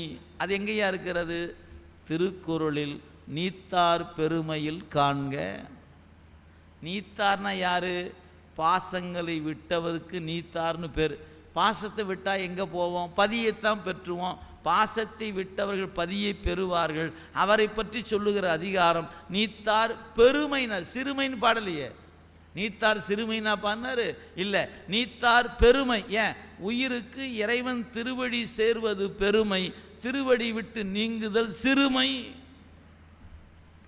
எனவே உயிர் பாசத்தோடு இருப்பது பொதுநிலை, இறைவனோடு இருப்பது சிறப்பு நிலை.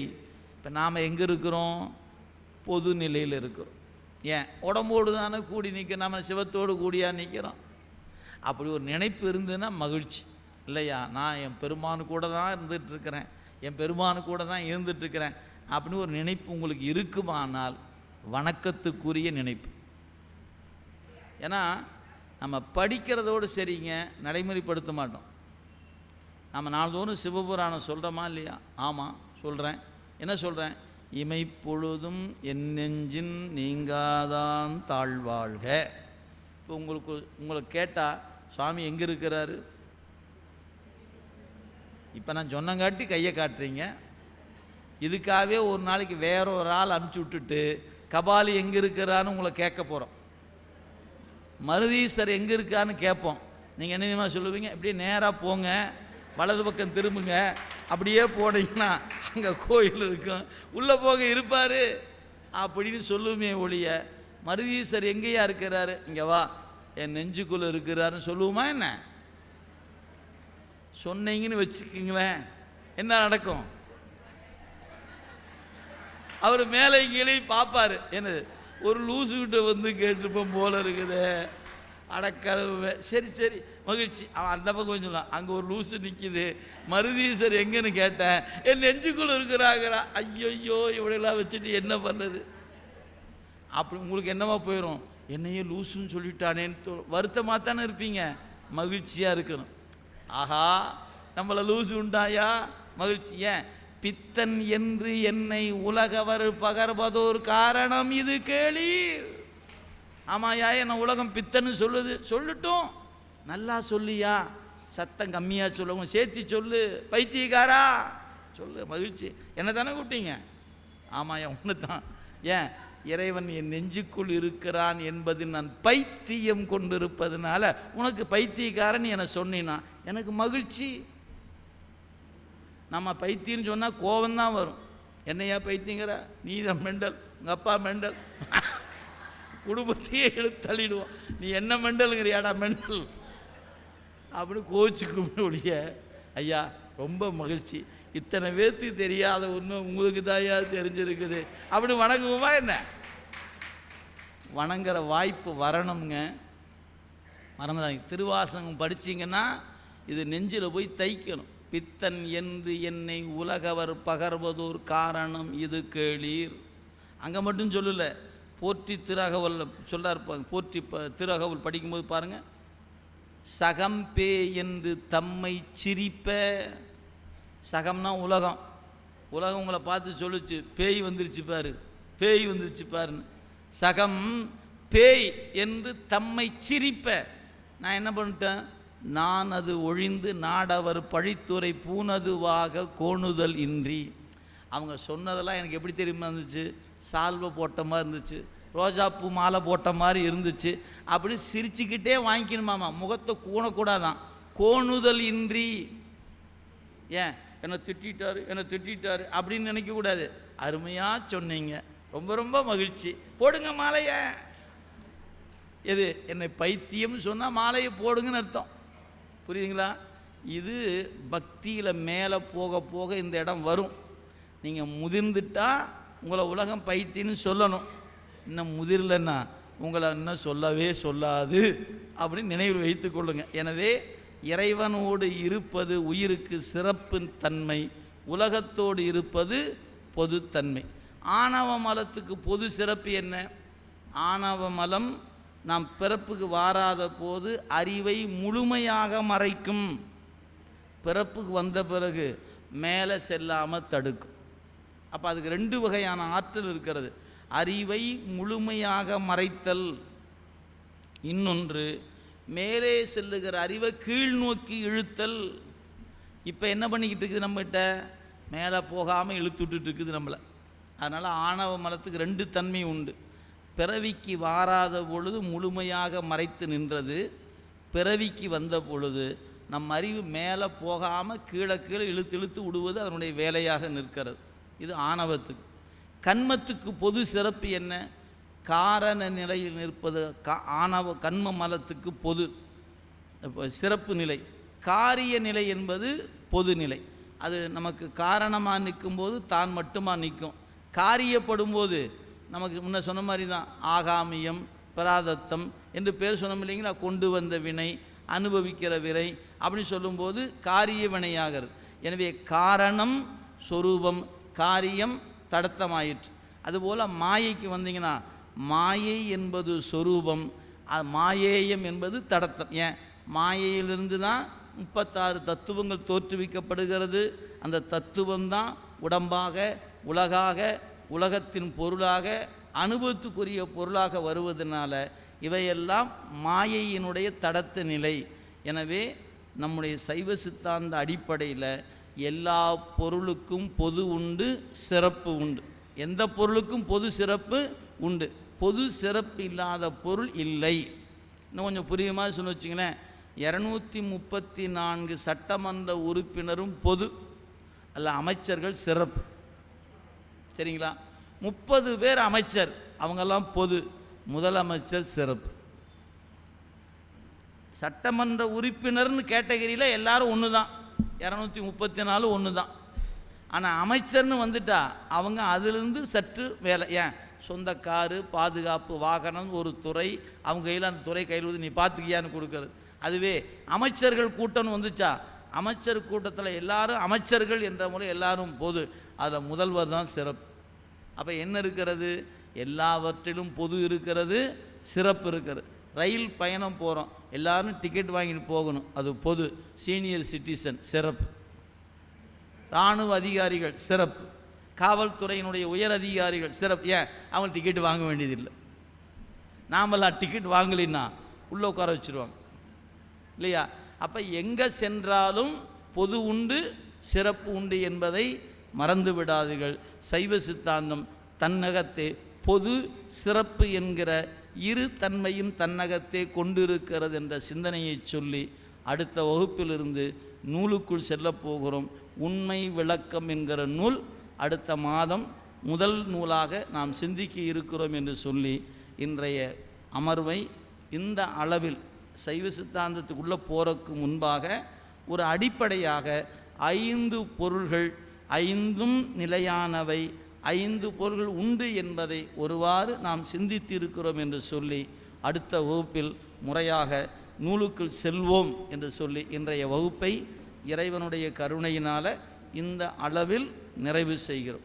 என்றும் இன்பம் பெருகும் இயல்பினால் ஒன்று காதலித்து உள்ளமும் ஒங்கிட மன்றுளார் அடியார் அவர்வான் புகழ் நின்றது எங்கும் நிலவி உலகெலாம். காவாய் கனகத்திரளே போற்றி, கைலை மலையானே போற்றி போற்றி. அறிவிப்புகள். திருச்சிற்றம்பலம். அச்சமில்லை அறநெஞ்சிய நாமங்கள் நிச்சலும் நினையா வினை போயற கச்சமாவிடமுண்ட கண்டா என வச்சமாநிதி அவர் மார்பேரரே. இன்றைய பொழுது சிவப்பொழுதாக கழிந்தது. இதெல்லாம் அரிய சொற்பொருள். இந்த சொல்லுக்கெல்லாம் ரொம்ப கடினமான சொற்கள், இதெல்லாம் கலைச்சொற்கள்னு சொல்லுவாங்க. ஐயா ரொம்ப எளிமையாக எல்லா சொல்லுக்கும் அதுக்கு உண்டான தமிழ் சொல், அதுக்கொண்ட எளிய விளக்கங்கள். ஐயாவோட ஸ்பெஷாலிட்டி அதுதான். ரொம்ப எளிமையாக இருக்கும், எல்லோரும் புரிஞ்சுக்கிற மாதிரி இருக்கும். உயிரினுடைய சிறப்பியல்பு அருமையாக சொன்னார். எத்தனையோ லட்சம் பிறவிகள் கடந்து வந்திருக்கிறோம், இன்னும் எத்தனை லட்சம் பிறவின்னு தெரியாது. இந்த நெறிக்குள்ளே வந்த பிறகு எல்லாருக்கும் முக்தி உண்டுங்கிறது தான் சைவம். எந்த ஊரில் என்ன பிறவி எடுத்திருந்தாலும் சரி, பிறந்த நாள் மேலும் பிறக்கும் நாள் போலும் துறப்போர் தொகை அப்படின்னு சொல்லியிருக்கார். முக்தி அடைஞ்சவங்க முக்தி அடைய போகிற தொகை, எல்லாருக்கும் முக்தி உண்டுறது நம்முடைய சாத்திர நூல். அதனால் துறப்போர் சொல்லிக்கிறாங்க, துறக்கப்படாத சொல்லலை. துறப்போர் நம்மளும் முக்திக்கு போக போகிறன்றது தான். அதுதான் ஐயா சிறப்பு இயல்புன்னு சொன்னார். இன்றைய வகுப்பு ஐயாவுடைய பெரும் கருணையால் இன்றைக்கி அவங்க பணியை ஒதுக்கி வச்சுட்டு வந்தாங்க. அடுத்த மாதம் 24ஆம் வகுப்பு. இந்த வகுப்பு முடிஞ்ச பிறகு அனைவரும் தேநீர் வந்துருக்குது, சாப்பிட்டுட்டு போகலாம். பேர் யார் யார் பதிவு பண்ணலையோ தயவு செஞ்சு பேரை பதிவு பண்ணிவிடுங்க. நம்மளுக்கு எவ்வளோ வருகை பதிவுன்னு தெரியணும். அதனால் பேர் தயவு செஞ்சு எல்லோரும் பேர் கொடுத்துட்டு போயிடுங்க. நன்றி. இறைவாழ்த்து. வான்முகில் வழாது பெய்க, மலிவளம் சுரக்க, மன்னன் கோன்முறை அரசு செய்க, குறைவிலாது உயிர்கள் வாழ்க, நான்மறை அறங்கள் ஓங்க, நற்றவம் வேள்வி மல்க, மேன்மைகொள் சைவ நீதி விளங்குக உலகமெல்லாம். திருச்சிற்றம்பலம்.